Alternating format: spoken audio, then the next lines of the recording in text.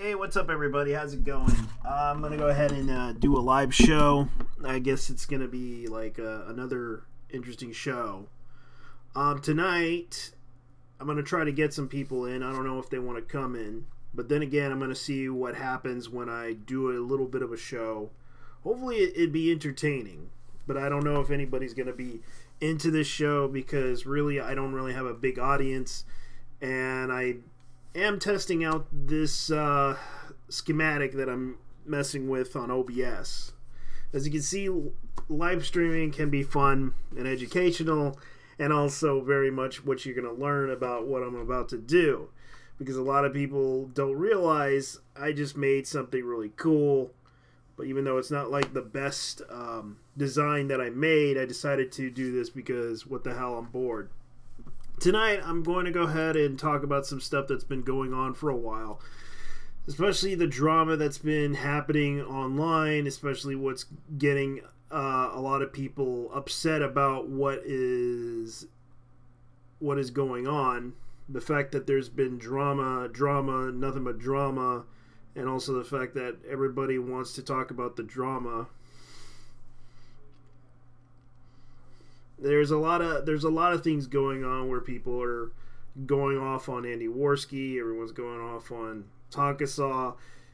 I think most people need to realize that this whole drama has always been going into a back and forth situation where a lot of people are just laughing at this and realizing this is stupid. I just can't stand it. This is something that people are getting really tired, to the point that I'm just going to bring my 2 cents in. As much as people like Failure, as much as people like Tonka Saw, as much as people like all the other YouTubers that go online every day doing live streams, it just gets to the point that, yeah, it gets a little bit crazy, and it gets a little bit stupid. That they realize that they are creating this WWE drama in order to get views. Now, this is something that most people don't realize. This has been happening a lot in the community. This is nothing new. This always has happened a lot, and a lot of people have been laughing at this whole situation to the point that not many people will listen to it because some of them either just don't give a shit, don't care. They just want the drama to happen. Considering what matters to them, it just doesn't matter. A lot of us who talk about this stuff, especially within the community on YouTube, there's been a lot of stuff that's been happening, and a lot of people are not happy with what's going on, especially with what YouTube has been doing. YouTube has been going off and deleting YouTube videos left and right, based on the fact that there are certain companies that have been going after Star Wars fans. Since I heard this video, a guy named Duke sent me some tips on this, and I was just like, okay, I'll play the clip of the video, considering that the Duke was nice enough to send me this message online telling me about the whole Star Wars controversy of Warner Chappell and responding to Disney. A guy from Star Wars Theory, who happens to have 1 million subs and is well liked in the community, is going to explain what's going on with him. So here we go. Hey guys, how are you all doing today? So thank you so much for the support that you've given me in the last 24 hours. It is absolutely overwhelming, and we're on the front page of Reddit, which is pretty cool. Now, the company Warner Chappell, which is under Disney, has responded to my network, and my network is kind of like an agent if you're an actor, something like that. I'm gonna get to what they said briefly, but I first want to say that I don't want this to be, a toxicity video. I don't want to spread toxicity in the environment or in the fandom or anything like that. That's not the point here. That's the last thing I want to do. So let's move forwards. To give you guys a little bit of a rundown, I did speak to Lucasfilm a while back, for those who don't know, and I went through different avenues of things I could do, a lot of which you don't know about. One of them was, I said, let me crowdfund, let me not put my money into this project, but you guys can monetize the video and you can make all the money you want from it and do whatever you want from it. They said, no, we can't be involved with anything that isn't Lucasfilm or actual Star Wars. So no fan films, but we appreciate it, and you guys can go do what you want as long as you abide by our rules. Now, Warner Chappell has come to my network, and they've basically said, if you appeal this decision, it's ours. We're gonna take the money from it. Then we're gonna strike your channel, which is YouTube's guidelines, and we're gonna delete the video anyways. So I don't want that to happen. You know, this was never about the money. If they want to take the money, if they feel entitled to it, no problem. You know, it is George Lucas's IP, and I know George is not in charge anymore. I know he sold it to Disney, and if he were in charge, I think he would have been very okay with fan films and stuff like that, considering that this was never making money anyways, and I have massive respect for George Lucas. I thank him for making this beautiful story. So what Warner Chappell has done, and here's a brief rundown of who they are. Back in 2013, Disney Music Group renegotiated their agreements with Universal Music Group, in which distribution and marketing rights were expanded on a worldwide basis. This allows DMG access to Universal's large roster of award-winning music producers and songwriters. In return, UMG now will have access to Disney's extensive marketing entities. So that means all of Disney's music, and well, now Star Wars is owned by Disney, so there you go. So here's what Warner Chappell said to my network, essentially. They claim even though it's not a direct rip of the Imperial March, it still uses the main themes and music from Star Wars. Their take is that they own the rights to the composition and publishing for the entire Star Wars catalog. That any covers, renditions, or re-recordings fall under their protected copyright. So we're in a very tough decision. I mean, Warner Chappell and Disney are massive companies. I'm just a little baby Star Wars channel. It's just me here. I don't have a team, I don't have any, this is my apartment. I work out of my apartment. I live and breathe this, you know, for 2.5 years. This has been my bread and butter. So what do we do here? Basically, my only option is to file an appeal to dispute, but that lies hand in hand with many consequences. I'm most likely gonna lose that. So they feel entitled to it. They're not gonna budge. They've made it very clear in the emails to my network, and basically they wanna collect the money from it. So if I file an appeal, they're going to win. They're gonna strike my channel, which means my whole channel could be swiped off of YouTube, gone, and they're gonna delete the video. So I don't really want that to happen. They've turned on monetization and they've taken it for themselves. They've not even given it to Lucasfilm, who should be entitled to it. So here's what I'm gonna do. Warner Chappell, I know you guys are watching this, Disney, if you're watching this, you guys take the money. Go ahead. I don't care. Do what you want with it. It was never about the money for me. This was something that I made for the fans, and it will always stay for the fans. It's not for you, it's not for anybody else. This is to uphold the legacy that George Lucas made, and to have fun, and to just make something cool. That's all it was, and that's all it'll ever be. This is something made by a fan for the fans. I've been a fan of Star Wars since I was like 6 years old. You know, it's something I share very dear with my father, and my family, and with my friends, and everybody like that. So for me, this goes beyond cash. You guys feel entitled to it? No problem, take it. You want to threaten my channel? Leave my channel alone. I'm just a simple man trying to make my way in the universe. My one question is, why aren't you going after all the other reaction videos that have made reactions to the movie? Why are you singling me out? What did I do? So go right ahead, take it, it's yours. I just want to have my channel, I just want to have my video, and I've poured so much into everything, and I feel that it's gotten the reaction that I wanted. I feel like it has touched a lot of the hearts of many Star Wars fans out there, and this was my way of giving back to you guys. You know, you guys have given me so much, you've given me a career, you've given me everything on YouTube, and this was just another way to say thank you, you know, without just saying thanks. Now, where does this lie us with episode 2? Well, it's gonna be tough because I don't really want them to do this again. I probably won't be using any Star Wars themes or anything like that for episode 2, which kind of sucks, but that's what we're dealing with here. And it's gonna be tough, but we're gonna make it happen and we're gonna do it. So, where's the channel gonna go from here? It's not going anywhere, baby. We're just getting started. Thank you so much, everyone. I will see you all in the next episode of Star Wars Theory. Until then, remember, the Force will be with you, always. I will not be denied. There's been a lot of controversy coming around with this whole situation with Disney copyright claims. And it's getting to the point that Memology made a video on this. And this is something that I'm going to probably try to play, even though my computer isn't that great on... As of right now, it's still a really bad computer. I'm going to try to play this and see what you guys think. So here we go with Memology's video, which just came out 5 hours ago. So here we go.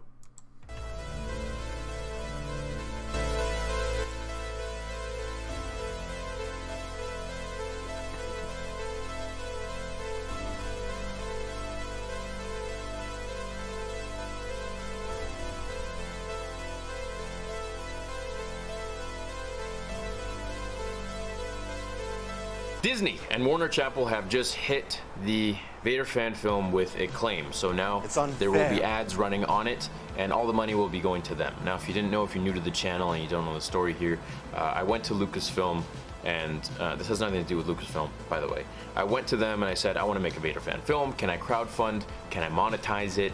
Can I get some sort of payback from the money that I'm putting into this to make this for the fans? And they're like, nope, can't crowdfund. Nope, you can't make money from it. If you didn't know, YouTube is my career, and I'm lucky enough to say that.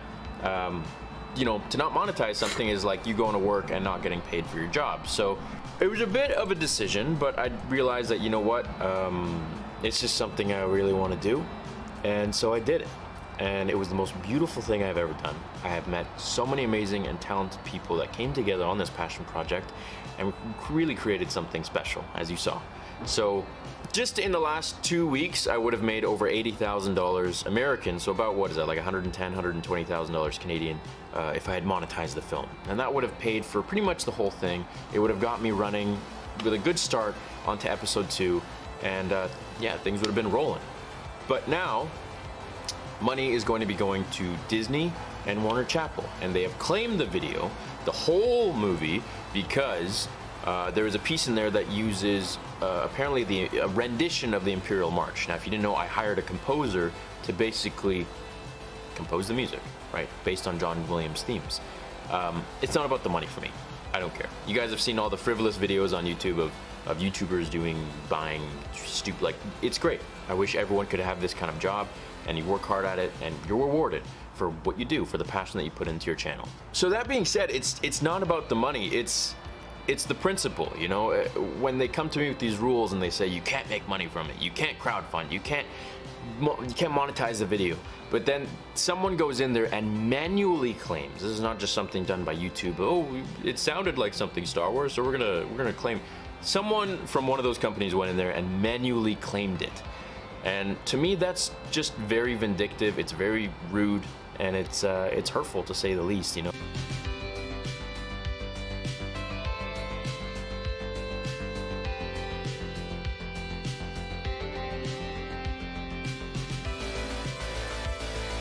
You all be aware of why there are ads going to be running on it now. It is not me, it is Disney. They're taking the money for it. So,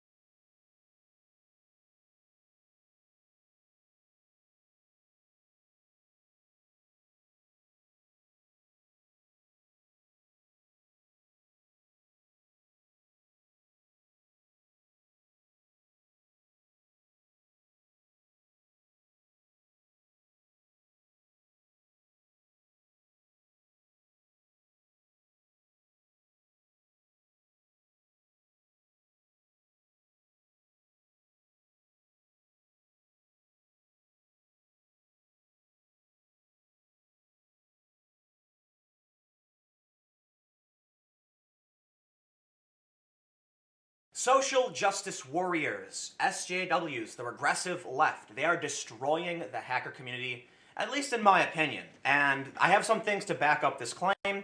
For those that aren't familiar, I've been a hacker basically my entire life. I built my first computer when I was 8 years old. It's not just about computers. I built gadgets and gizmos. I once built a remote control can of green tea. The video is actually on the internet. It's Timcast's CanBot.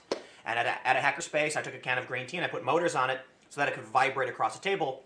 I have a lot of friends who are into the computer hacking scene and general hacking scene, building things. I work with drones, so this is near and dear to my heart. I've been attending DEF CON, which is one of the largest hacker conventions in the world, for the past several years, but admittedly, this past August, I skipped it. There's also another event called Hackers on Planet Earth, which I've been to once before. I skipped this past one. And I'll give you a perfect example of why I was right to skip it. Apparently, a man showed up to Hope this year, because Hackers on Planet Earth, with a Trump hat on. And people started screaming that he was a Nazi and things of that nature, and someone grabbed his hat. When staff, I wasn't there, but when staff apparently said, look, he's allowed to be here, ask questions, and say what he wants to say, there was a huge uproar about harassment and intimidation, and people were saying they don't want to come here anymore, and my response is, good, stop coming. Like, if you can't tolerate someone with bad opinions coming and asking questions, then why are you here in the first place? But more importantly, when I was at DEF CON last year, I was getting, not this past August, but in 2017, I was getting, there were people posting on Twitter that I was there. I was getting veiled threats, and I had to constantly look over my shoulder. And what you have to consider with DEF CON is that you're in a space full of hackers, people who have clever ways of breaking into your computer, hacking your passwords and things like that. So I'm already on high alert security-wise. People have been trying to hack into my stuff basically nonstop for the past several years. So going to DEF CON and putting myself in a situation where they're highlighting my presence when I was doing nothing, I was walking around minding my own business, and I'm seeing tweets pop up. People are putting my name, Tim asterisk M, it's T asterisk M, P, asterisk asterisk L, so that I can't search for myself or that people can't find me. It's what they do. They'll put someone's name, but they'll change a vowel with an asterisk, so it's hard to search for them. And I'm getting these veiled threats, and I thought, you know what? I know a lot of the organizers. I'm friends with organizers from most of these hacker conventions. And I talked to them and I said, what do we really do about it, right? I understand I have a lot of followers. I'm fairly, I'm like, I don't want to say I'm high profile, but I'm high profile enough that it causes me issue, and I take my security very seriously. And so I said, maybe it's just on me that I shouldn't be here if these kinds of people are going to cause me problems, because there's nothing that they're called the goons, the staff at DEF CON. There's nothing they can do about it, right? I can say, hey guys, heads up, this is happening, and they're like, what do we do? And I'm like, nah, I feel you, man. I don't know what to do either. Maybe I just have to leave, because these people are making it unwelcome for people, who hold different political views. Actually, for the most part, like, my political views are still on the left. I just don't like the authoritarians. I don't like them targeting people. So I ended up, just, you know what? I'm not going to go anymore. And again, I was right, because you look at what happened at DerbyCon. So there's this post they made. DerbyCon, every beginning has an end. They've made their announcement that 2019 will be their last year. And the reason for it, though they don't say SJW, they say it's a small vocal minority. What do they say? There's a small yet vocal group of people creating negativity, polarization, and disruption with the primary intent of self-promotion to advance a career for personal gain and for more social media followers. Individuals that would have us be judge, jury, and executioner for people they have issues with outside of the conference that has nothing to do with the conference itself. Now, DerbyCon's been very professional. I don't know what their official stance is, but I have reason to believe, based on sources, friends of mine, and people I've been in communication with about what's going on, that they're specifically referring to social justice warriors, and there's a reason for it. There's this document, which is rather hard to read. It's called Timeline of SJWBS at Tech Conferences. Now, this is just a Google Doc that's been shared. I've pasted it into a different doc to make it easier to read. And what you kind of see here is, although there aren't that many instances, right? I think there's only maybe like 20 over the past several years. They're increasingly becoming more and more high profile and unhinged. But also, you can see the frequency is increasing every single year. So at the start of the list, 2012, there's just one. This is a red card, yellow card, green card. I believe I was actually at DEF CON when this happened. Basically, somebody had 3 color cards, and they were giving out a green card to men who were behaving appropriately, yellow cards if they were questionable, and red if they were a creeper. And the problem with this is that It pissed off a lot of people who are like, dude, come on, don't bring that stuff here. If you have a problem with someone, just tell them and you know, chill out. But it also caused a problem with people on the left who are saying, why should women have to do this, right? The point is, no matter what you do, you're going to be wrong because people are just looking for a reason to be angry. In 2012, there was one incident. In 2013, there were two. 2013 had Donglegate. This was where two guys were sitting at a presentation, and a dongle, which is just something you like plug into the back of your computer, someone mentioned something about forking a repo. Forking a repo means if someone has a repository, it's a code base, and you take it and then make it your own, you've forked the code off in a different direction. It's supposed to be like complementary. Well, apparently some guy on stage said something about, you know, his code and what he's working on, and this guy goes, man, I'd love to fork his repository, which is supposed to be innuendo, like a joke, but also a compliment, saying like, oh, that's a good code. This woman, Audrey Richards, turned around, took a picture of the guys, and got all angry, saying it was misogynistic and sexist. And they actually have a quote here that kind of exemplifies how bad it started getting in 2013. So this was, I believe this was from an interview. Someone getting fired is pretty bad, I said. I know you didn't call for him to be fired, but you must have felt pretty bad. Now, what happened was one of the guys got fired, and she ultimately got fired because she created a problem for her company. But here's what she said. Not too bad, she said. She thought more and shook her head decisively. He's a white male, I'm a black Jewish female. He was saying things that could be inferred as offensive to me.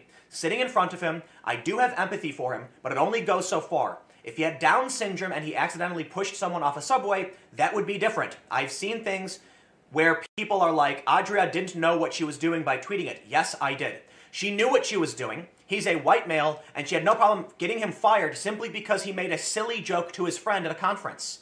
That's where things were getting bad, right?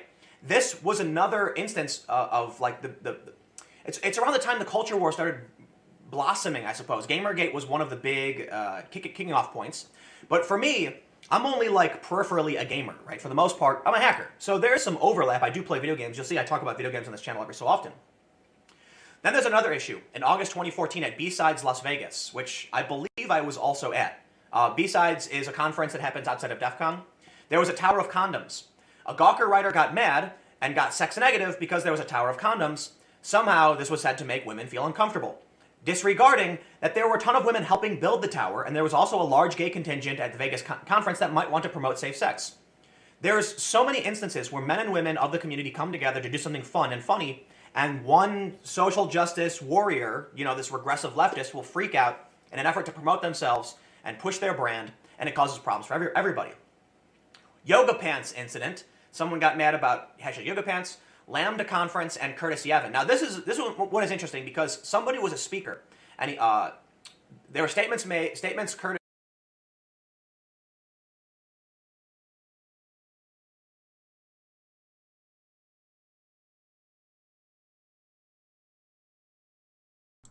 How's it going?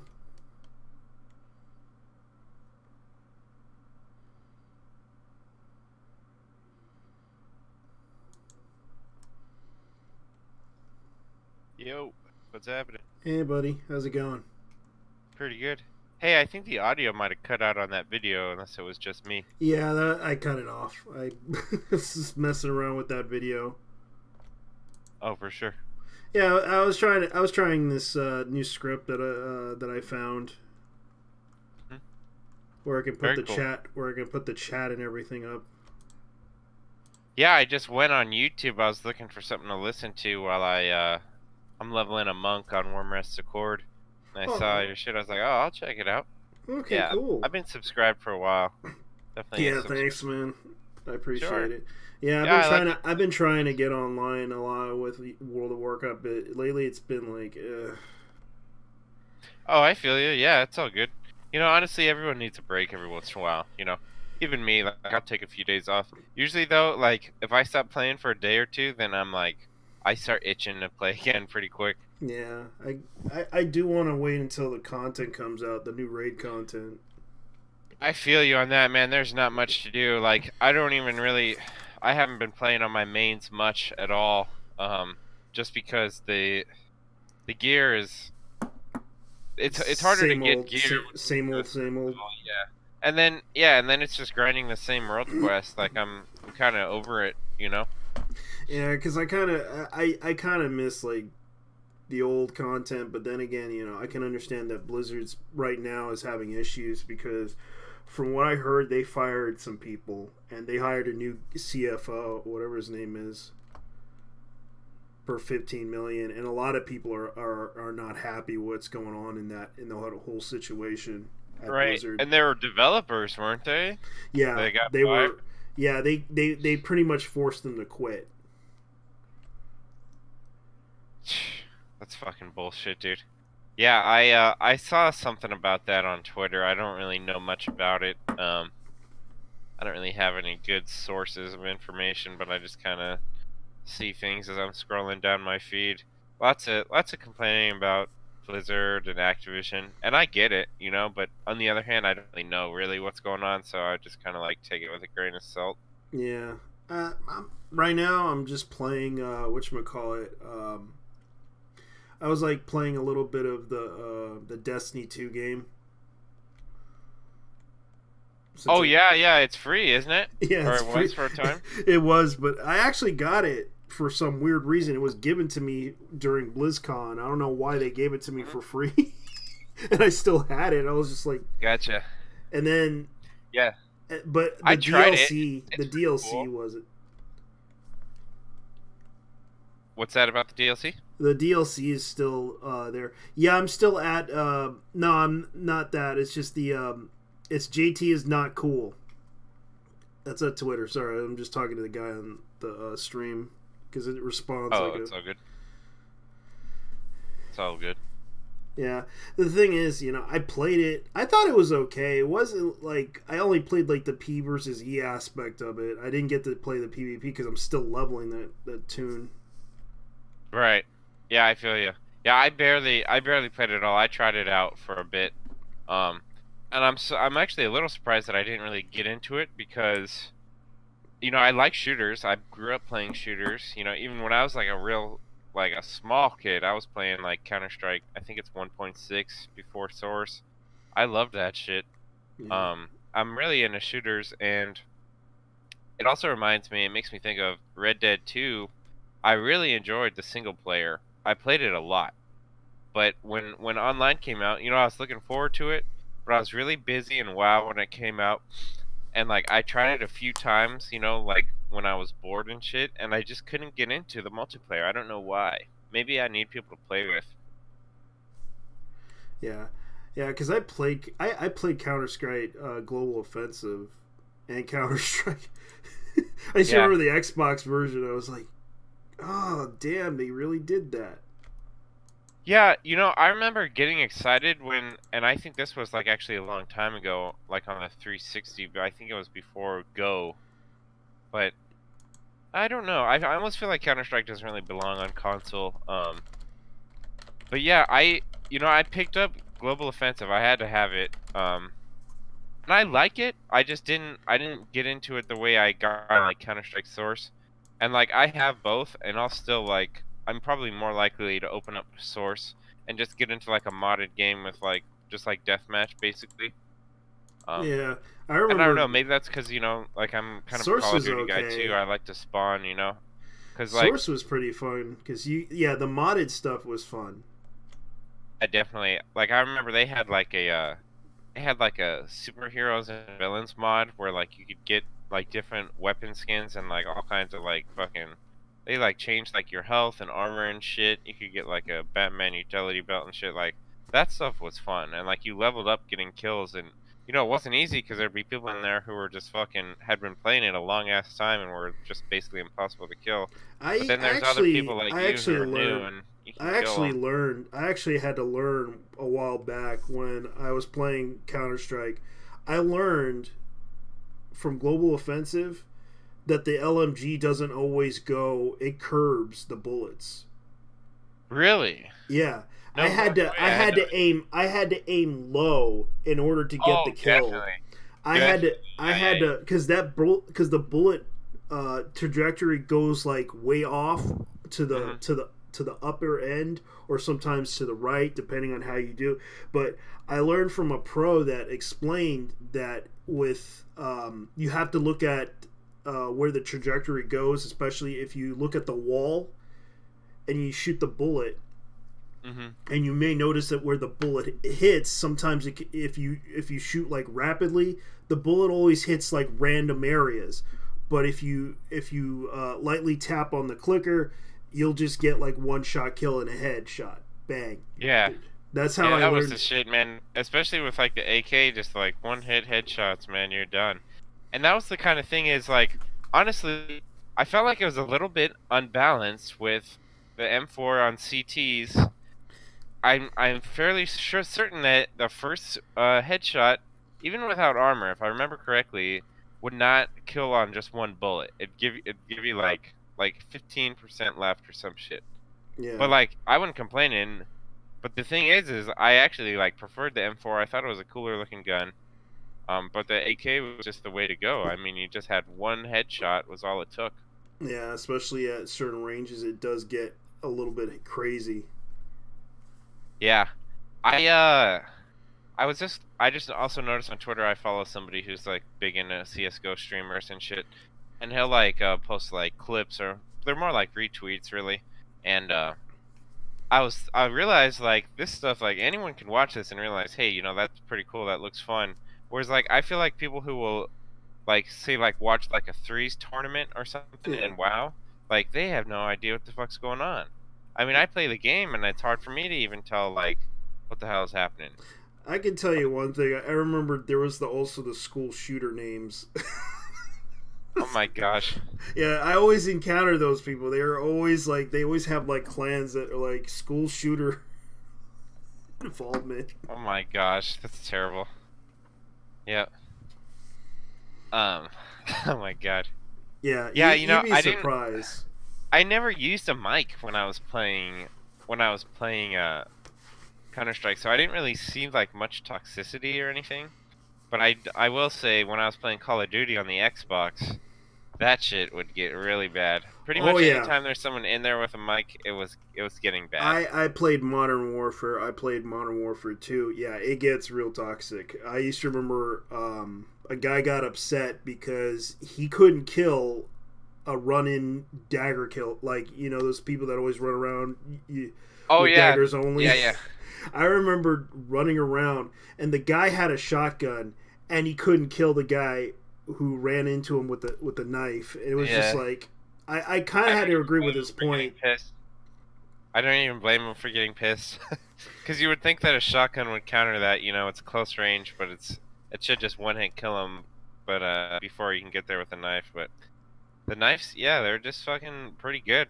I really liked, I didn't play it a whole lot, but on the Xbox One, they had, the World War II Call of Duty, and they had, like, you could, like, do a fixed bayonet.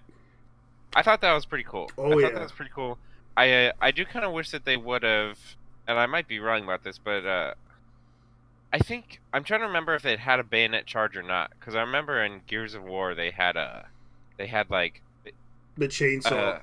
Yeah, they had the chainsaw, and then like in one of the the chainsaw was awesome, but in one of the newer ones, they added something. It was like a bayonet lancer, so like instead of like the chainsaw bayonet, it was like an actual like big ass fucking basically a sword on the end of it, and then you could do like a charge with it. As opposed to just like walking toward people with the chainsaw gun, and it was a little bit louder.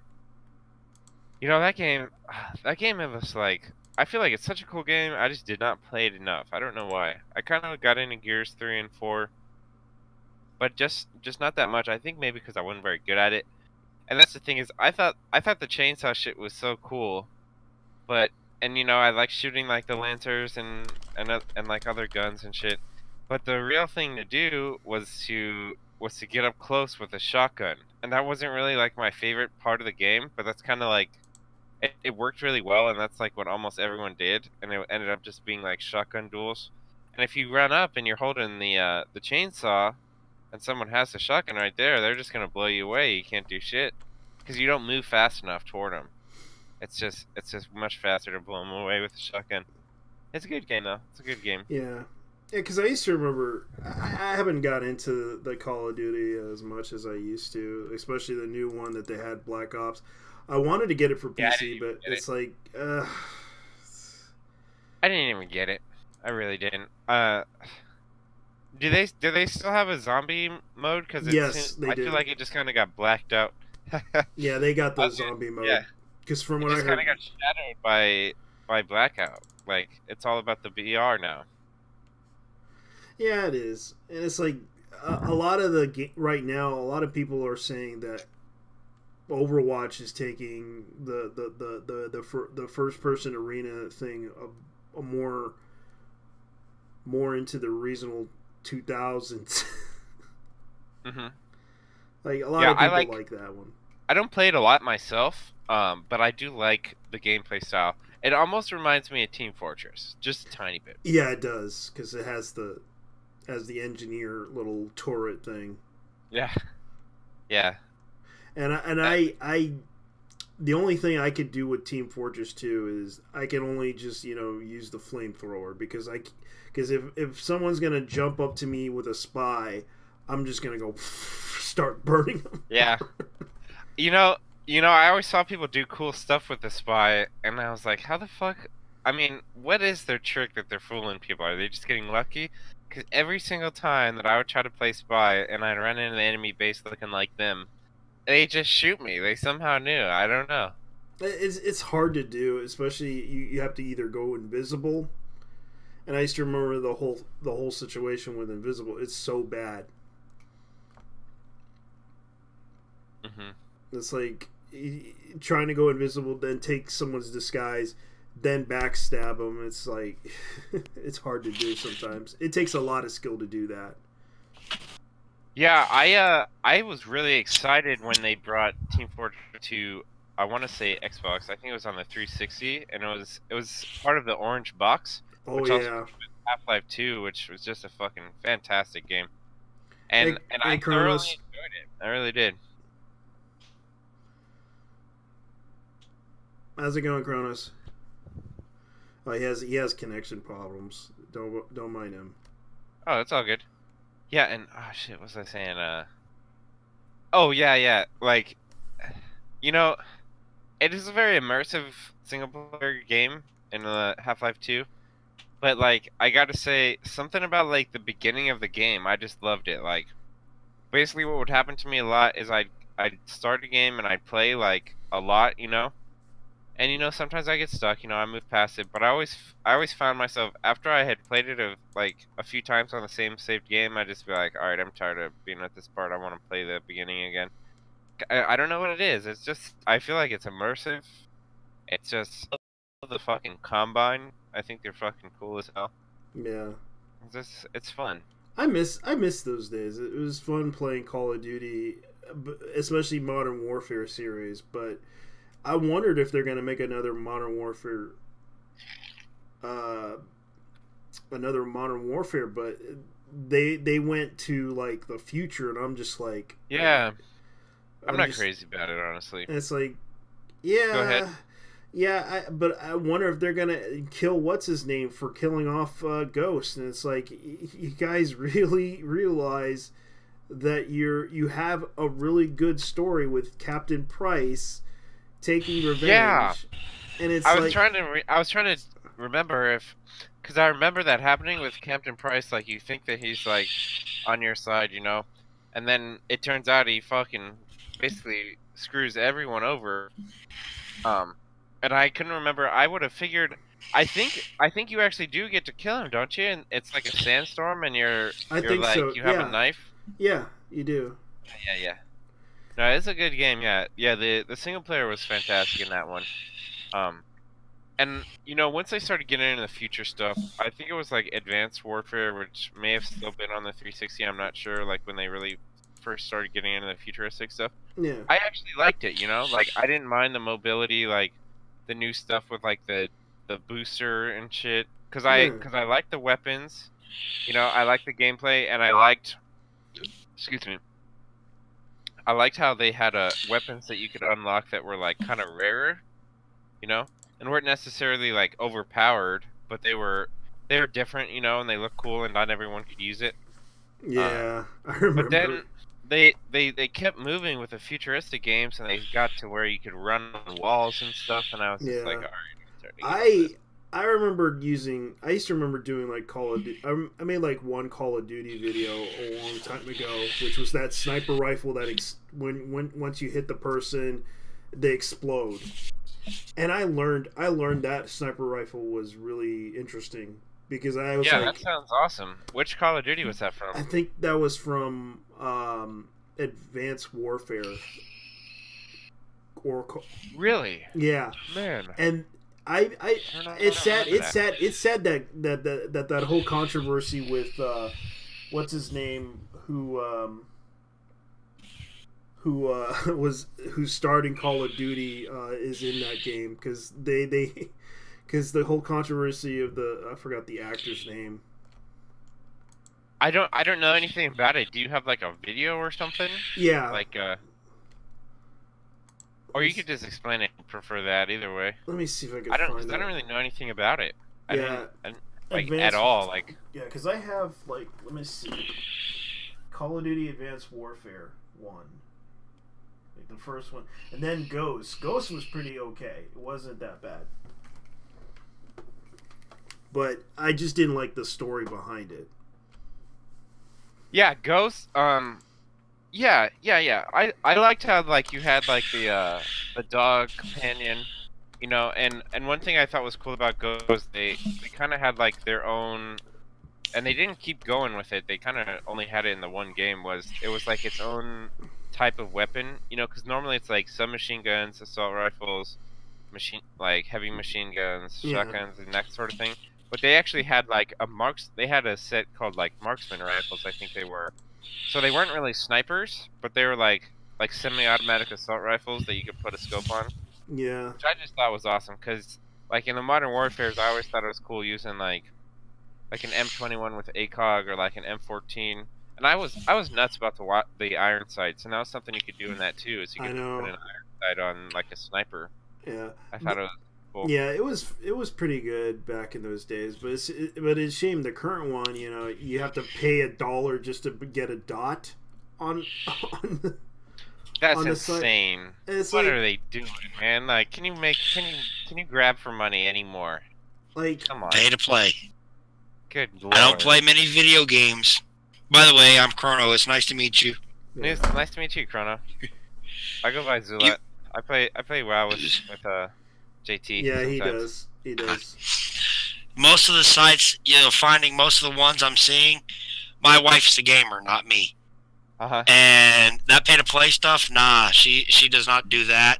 I mean, we do have bad internet connection right now. I'm on my cell phone outside. Gotcha. But, yeah, the pay-to-play stuff applied. They'll need to learn a lesson, because I just observed she's still playing. She's playing Fallout 4, not 76. She didn't like it. And games like Skyrim. They're coming out with, what was it, Cascadia? Am I saying that right? A fan-made mod? Yeah. I'm not familiar with it. I'm somewhat familiar with Skyrim. I think all those games look really fun. I never got into it myself, and people are like, "Why haven't you tried Elder Scrolls? Why haven't you played Skyrim?" And like, I think it's just because I already have like my MMO. You know, I just can only play so many games because I only have so much time. But they look really cool, and I like. Well, they've allowed mods to create it. That's why the games are in there, and they're not pay to play. Yet they're still in business making money milking this franchise. Yeah. Yeah, you know, and I've never met anyone who says, I don't mind pay to play, I love spending money to be better than everyone else. I have never met anyone like that. So I don't understand how these franchises are successful with that kind of game. I really don't understand how they can be successful when I've never, you know, and I talk to people who play video games, and I've never had anyone say, yeah, I love being able to get a better gun than everyone else because I paid for it. Like they had the thing with Star Wars Battlefront 2, and I think that they kind of changed it because of the outrage. But in that, I saw a lot of people who had fully upgraded shit, and I'm like, well, you either play this 20 hours a day, or you bought all this stuff. Because I started playing it right when it came out, and people already had like everything stacked. So I'm like, you must have bought this shit. So people you had do to it. pay. You had to pay $2,000. Talk to them, you would have to pay $2,000 just to unlock all that shit, according to one person I talked to about that. That is just insane. Let me ask you about this. Did you hear about this problem with not necessarily a problem, but like some of these YouTubers like promoting this stuff that is like sort of like promoting gambling, and they're basically like loot boxes where like you spend a certain amount of money and you have a chance to get stuff that you can either like have mailed to you or you can sell it back. Oh, and these YouTubers are like saying that they like, oh my god, I got this so much, like fucking Jake Paul did, I think. Like, oh my god, or Logan, I don't even know who's who. Rice Gum. It's Paul, bro. Yeah, like I think that's pretty fucked up. Like, but honestly, like, I mean, is it their fault for doing that shit to make a bunch of money? Like, I don't know what kind of money these guys are making doing other stuff, but like, Well, I don't know, man. Like, they're not going into someone's house stealing shit, but it's also pretty scummy way to make money. You know, it's not a nice thing. Here's the thing I found out about it from Rice Gum's perspective of it. He said that he was getting paid a lot of money for it. He didn't ask questions about this. He didn't realize that this was a thing. But I did a little digging on this, and I found out that the website itself is pretty much there temporarily for probably about 1 year, and it expires then disappears. Because apparently the number that was on the website and the same address as the website, even though it kept its name private as a business, I found out that this business matched the same number as another business. Like, it used to be a loaning company, and they basically kept making all these websites, like multiple websites from loaning companies. I was like looking into it, going like, wow. This number matched from the website itself. It had a history of being on owned other websites as well, like loaning, like money loaning websites. And I'm guessing these money loaning websites were kind of sketchy, you know, doing like grimy shit, like kind of taking advantage of people. Oh yeah, That's it did. Why they gotta shut down after they make so much money and then find the next scam. It's when they say organized crime, business is just as organized. They know exactly how long it takes for the law to get involved. You keep an eye on things. I'm pretty sure there's enough evidence and everything else from other businesses. And it sounds a little conspiratorial, but they'd be morons if they didn't know the numbers. You know, being professionals, running a business, making money is a business. Yeah. And they'd be morons not to know, okay, it takes the law so many months to get into it. They've got so many months they've got to do, you know, hurdles they have to pass in investigations. That takes time. That's why you never hear, well, we just walked in, arrested the man. Nah, it's usually what, 2-3 year investigation. Yeah. But I mean, that's why when you said the 1 year, it clicked in my head. I don't, like I said, it may sound insane, but no, I don't think so at all. No, I think you're absolutely right. They know, get in, make as much money as you can, and get the fuck out. Yeah.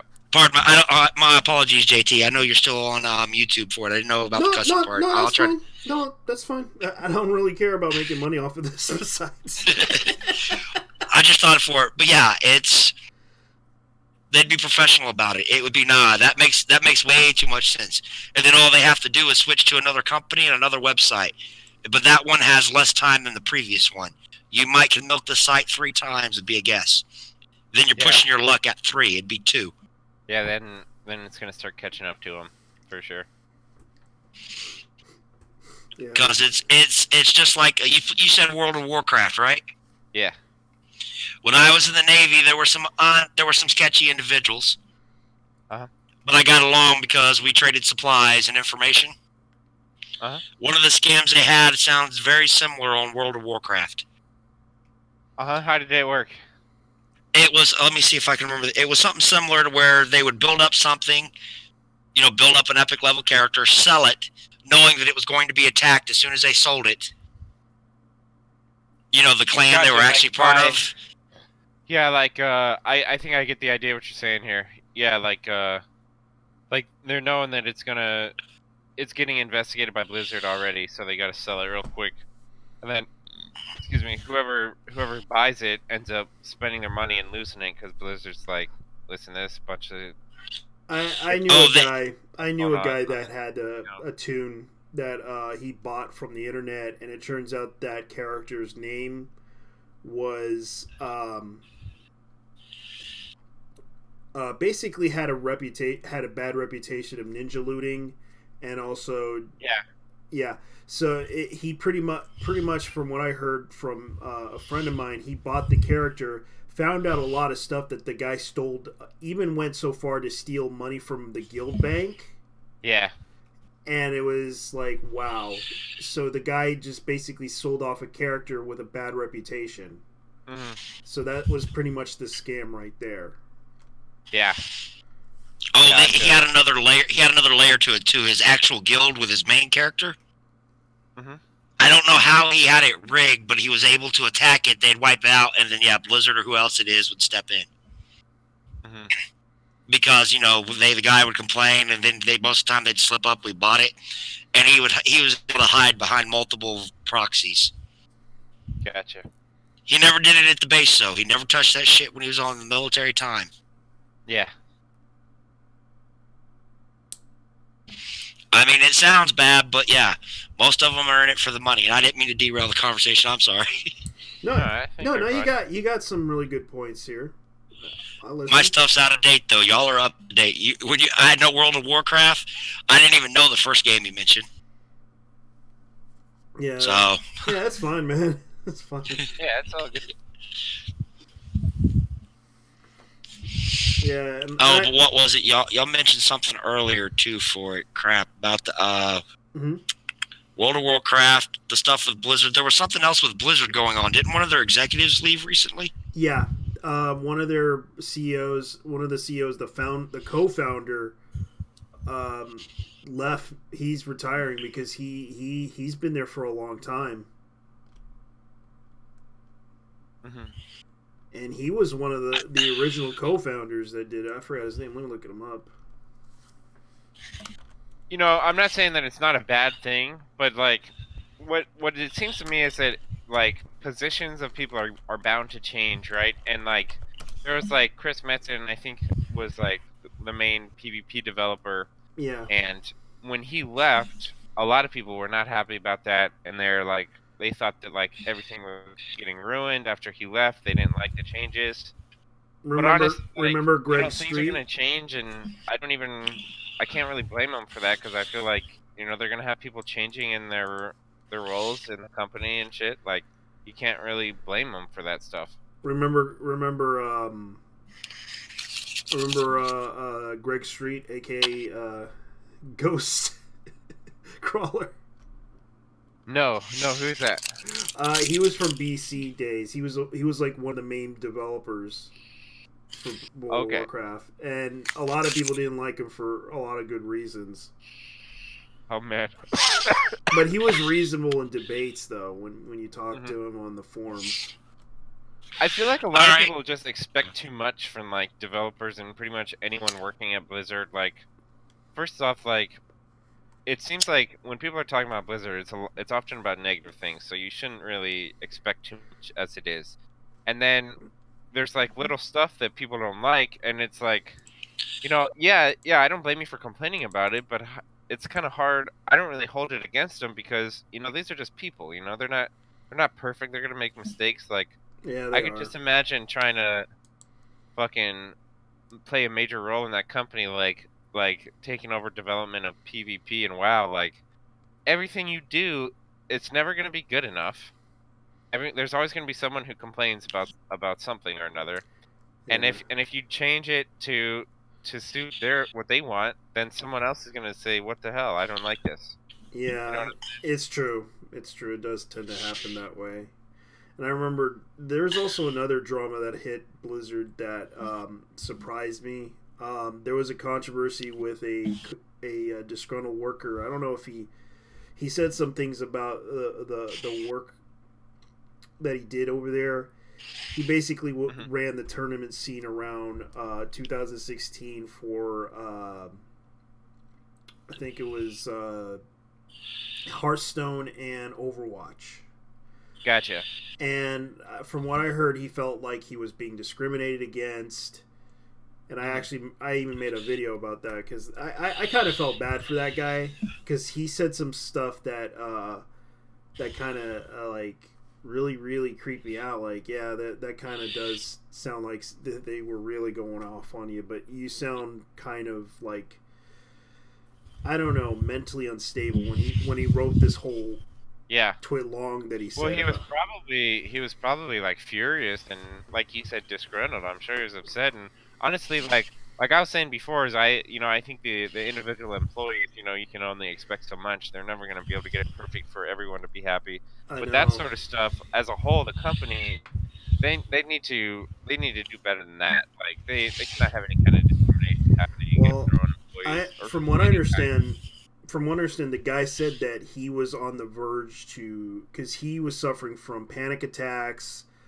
He was on the verge to suicide when he was like talking about it in the letter, that he felt discriminated against because he was Mexican, and one of the co-workers accused him of being a male chauvinist because of his race. And I'm like, that's stupid. Yeah, that's messed up. And there need to be repercussions for people who talk about their coworkers like that. It's not right.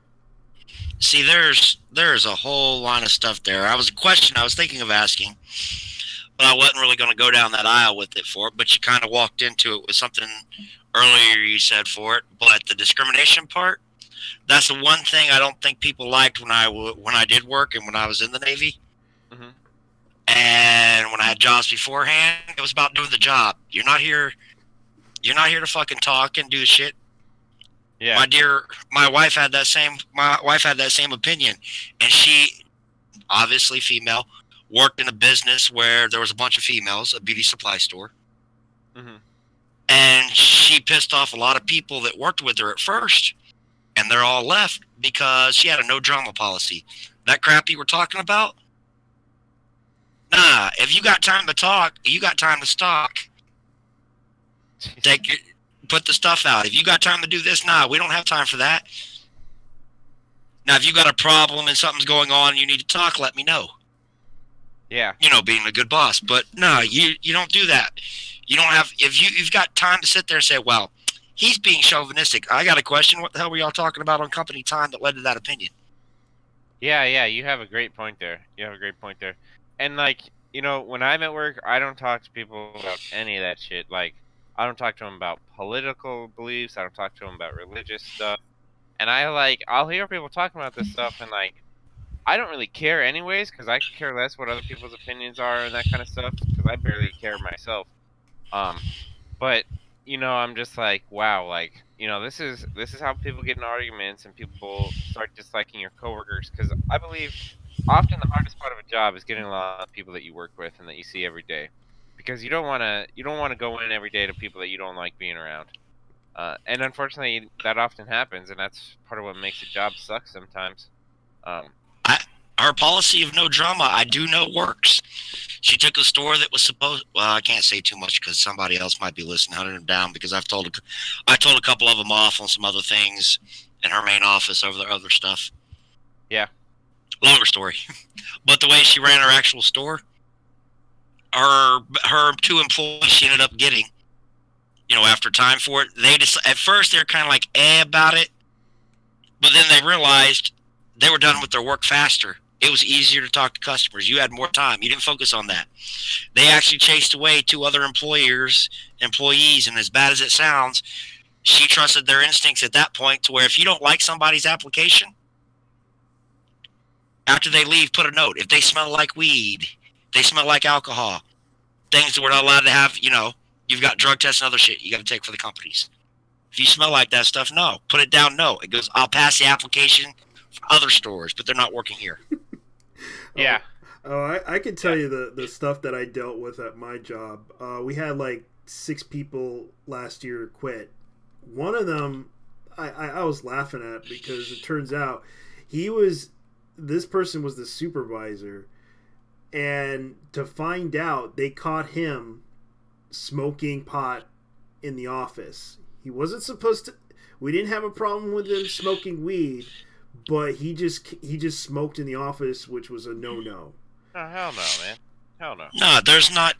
I would, even if the only reason that guy would walk with a warning is if he turned a $100,000 store into a $10 million store.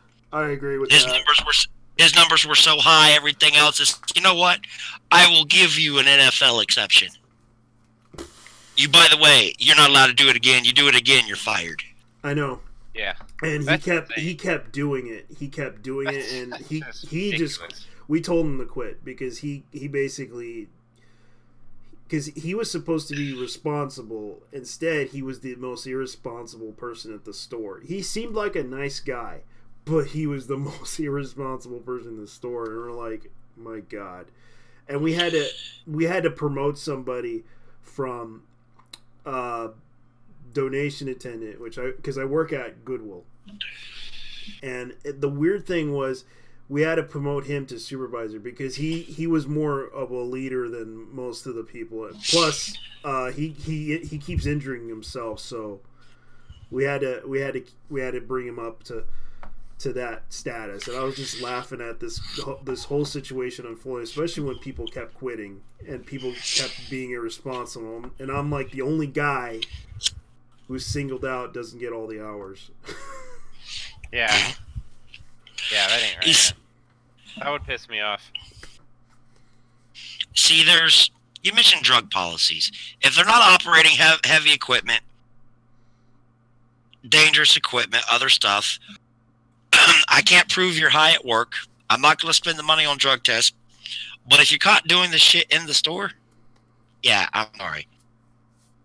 Yeah, I mean, you may as well, because the way I see it is, if they're doing shit like that, you know that it's just gonna go from there. You know, next thing you know, they're gonna be fucking around doing something even worse. You know, and you might not necessarily have proof of that next time. You might have a hard time at terminating this guy. I know. So like, and the when funny you catch thing someone was, doing that, he kind of complained about him because he worked in the metal, and I found out this guy worked in the medical field, and I'm like, you're kidding me, right? yeah.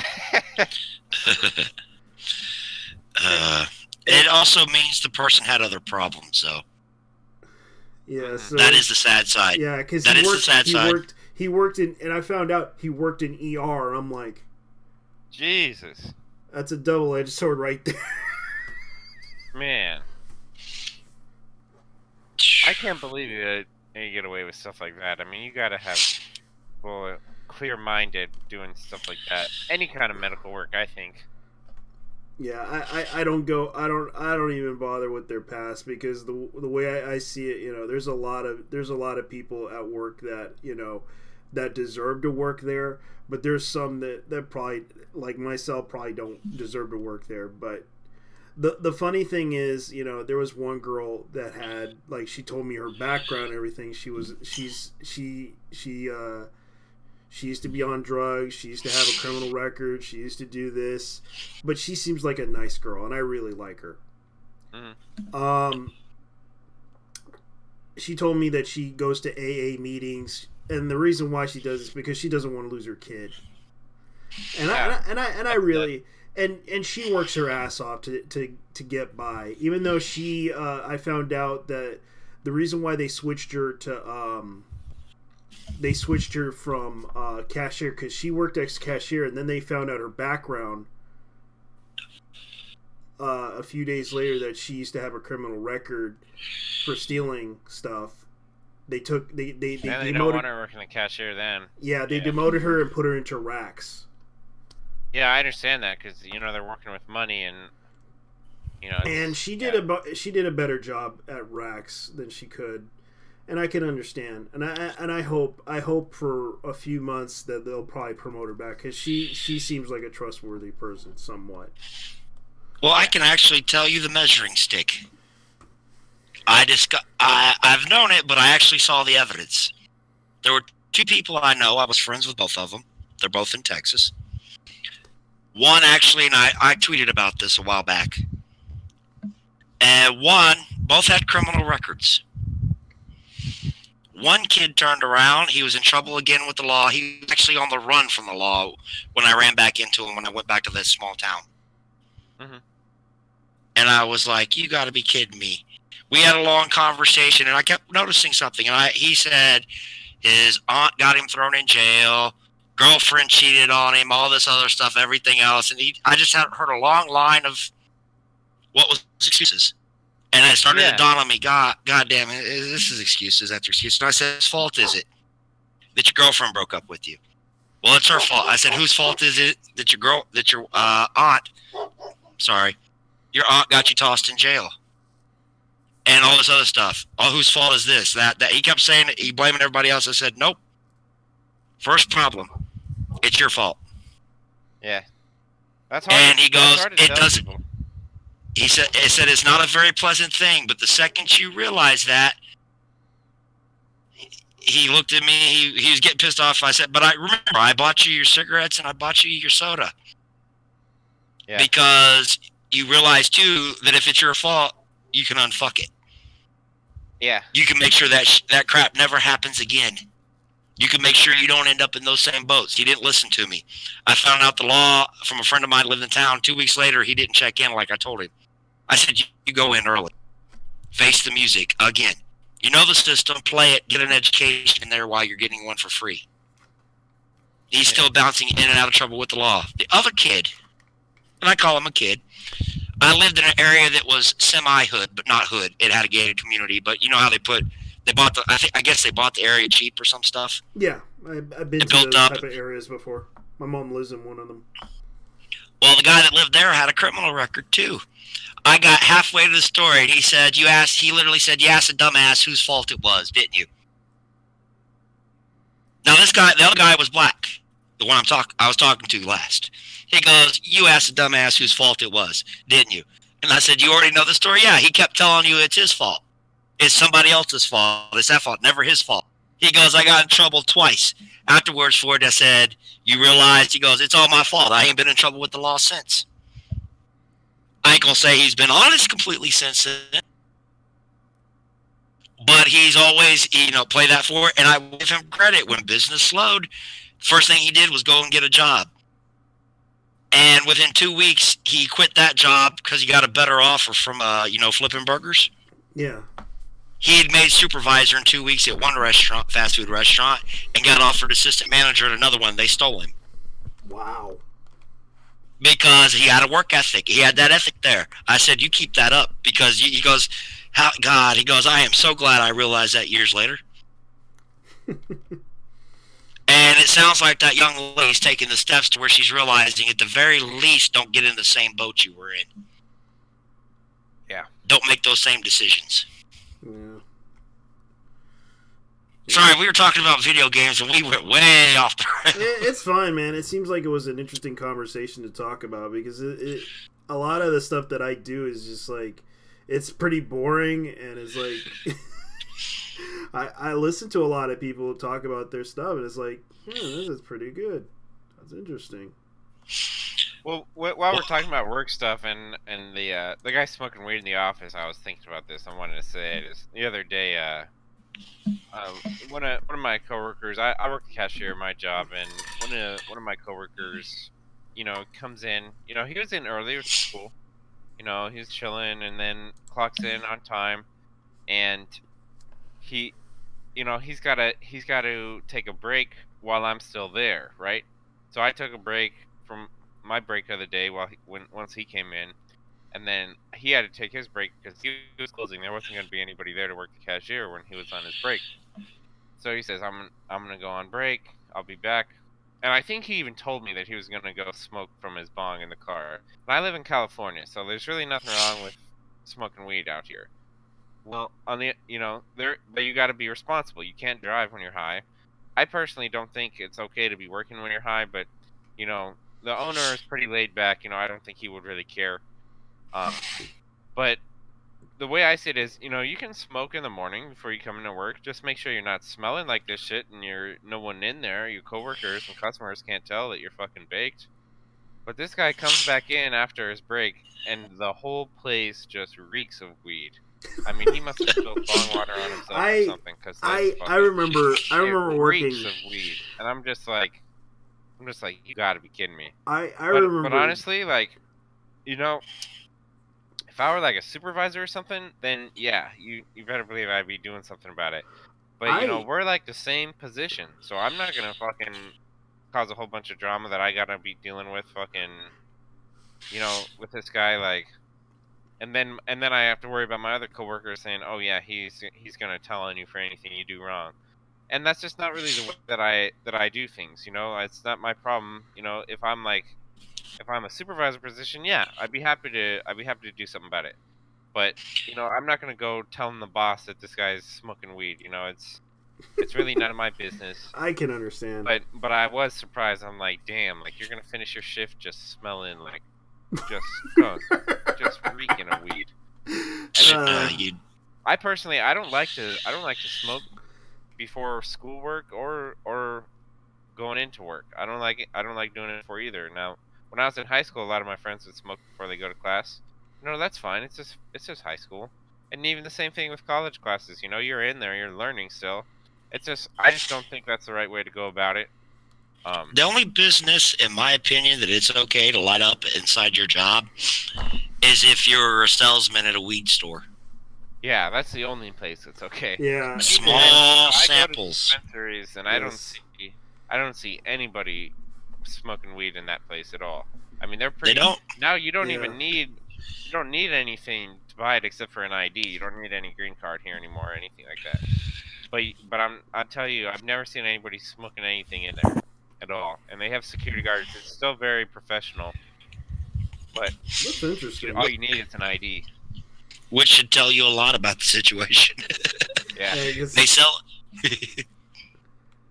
Go ahead. Oh, they sell the shit, and they don't even do product demonstrations. Well, yeah. I remember someone donated a bag of clothes, and I remembered that it smelled like marijuana, and someone told me, oh, they must have worked at the marijuana store. Like, because I remember dumping that bag, and I'm just like smelling the marijuana, going like, oh my god, that ranks. So I got a question for you, since we're still talking about work, everything else. Have y'all ever been accused of theft at your workplace? No. Not necessarily theft, but at my last job when I was doing catering, we had like a little, basically it was at a school, and it was like basically like a cafe where we were selling stuff, and we did it like whenever, you know, they had classes basically. And my coworker and he even showed me, he said, well, if they don't put in a tip, just do like $1 or something. And then, you know, I have somebody come back, and I think, you know, I was this kid. And I think that the same thing happened, you know, and I had taken their card and all this, and they didn't finish their stuff. So I put $1 on there, and then they came back later and they said I did not leave $1 tip. Why does it say that I tipped $1 on the email? And it's like, you know what? All right, I'll just take $1 out of this tip jar. Sorry for the inconvenience. And it wasn't even a big deal at all. That's about as far as it's gone for me. Oh, I had one lady, because I had a conversation with her in the main store. Turned around, everything else. She tried to say I was stealing money from it. No. Oh, money was missing from the store, but it wasn't me. I'm the first to tell you, nah, when you're on the clock, it's professional. I don't give a rat's ass about your past, what you've done. When you're dealing with me and you're on the clock, it will be professional. I am an ass about that, because it's my ass. Yeah. And she tried to say, well, he said he'd steal money, everything else. Well, they actually had mall security come and talk to me, and I knew the head of security at that mall. It was an outside kiosk. And it was pretty much, y'all remember Sears Keys, right? And it belongs to the Cole Company, but it's actually part of Sears. So the Sears lady that was in there was upset because somebody from their corporate was saying something. I don't know what their deal was corporately between the two corporations. They were saying something. And she's wanting another thing. And I was joking with her, said, nah, I pretty much said, this is petty shit. $10 here, what have you, this, taking customers' credit cards. Nah, That's petty shit. I'm not going down for any of that shit. I'm not participating. I'm not doing it. Mm-hmm. But I did tell her, however, because you remember Die Hard with a Vengeance? Yeah. I said, if you got 22 truckloads full of gold from the Federal Gold Reserve, I'm broke. I'm in. You need a driver? I gotcha. But not the petty shit. I totally understand. Yeah, you what? You get maybe $300, $400, $500, maybe $1,000, and you're facing 3 to 5 years in jail, depending on what mood the prosecutor's in. $10,000 fine or some shit at the time where I lived at, and it was actually set up for that. If you don't get hit with embezzlement and other crap, ID theft. Off of that, nah, it's not worth my time. Well, she tried to say that was what was going on, but I turned around and I told the head of security, hey, I told him the whole situation. You know what he told me? If you ever know someone doing that, he jokingly hit me on the back. He said, I got a license to drive CDL still. I keep it fresh. Let me know. I could not keep a straight face. I know. I remember at my job we were like joking about that stuff, like the issue that we have right now is that the homeless are stealing like from the dumpster, like no joke. Like we had to lock the dumpster, and every time someone keeps like breaking into those dumpsters professionally. Damn, what the hell? Like, what is in those dumpsters, man? It's like crap. It's like, but it seems that the homeless tend to need it because where I live, there's like a big homeless like area because they closed off Seattle, and they're moving into Olympia, Washington, and it's kind of crazy. I noticed that there's a lot of homeless moving into the area, and it sort of made me laugh at this because we were like because usually the police don't really give a shit, but the funny thing was when you tell them because we noticed that there was a homeless guy going into the dumpster, and we threw away some knives, and they were like just steak knives. And we told everybody about it. Like the homeless kept stealing the dumpster. No, there was clothes in there, but they decided to take the knives, and we're like, oh my god, we're arming the homeless with steak knives now. Yeah. Now they're gonna start their own revolution by stabbing people with steak knives. And then, usually the police don't really care, but when I told people about it, the police kept moving in like they kept guarding the dumpster like crazy, like they were gonna arrest those people. And it's like because we saw one homeless guy take steak knives out of the dumpster, and we're like, not the clothes but the steak knives, and it's obvious they're plotting to kill somebody with those things. And we're like, oh my god. Well, they've got to be able to cut up the sushi from the sushi restaurant. That's true. It doesn't cut itself. That's true. And we were just laughing at this because we were just like, oh my god, they're plotting to kill us. They're plotting to start a revolution with steak knives. Because a lot of the stuff is that there's a bigger concern about the mental health issues with the homeless and all that other stuff. And it's also the fact that there's been a lot of crime that's been happening with the homeless involved. And it's kind of sad too because there's been some crazy stuff that's been happening, and I kind of felt bad for a lot of those homeless people because they are so desperate that they can't find like coats and such. And I was thinking about doing a charity because the idea of it raising $1,000 and then just give out like all the coats that we have in the store and just buy them, and just give them away to the homeless shelters and such. That's what I was thinking of doing because I was like, you know what? Maybe I could do that and run a charity or something, or some online streaming charity or something like that. What was it that was going on with the homeless? Well, a lot of them, because living in Washington, it is really like cold. It rains and it cold, and a lot of them, are on the street trying to survive because it's really crazy. Right. Yeah, but some of them resort to drugs too. It's like there's even a gang that's involved. Like I heard the rumors about a homeless gang that's involved with the drug, stuff. Like trying to push it on other homeless people or something? Not necessarily, but more like there's like a group of homeless people that are like literally a street gang. It'd be more distribution would be my guess, because they'd be, odds are they're very fucking expendable, would work for cheap, and could be mules. It's true. Sorry, I've written too much fiction. It's too easy to see what the profit levels would be. Yeah.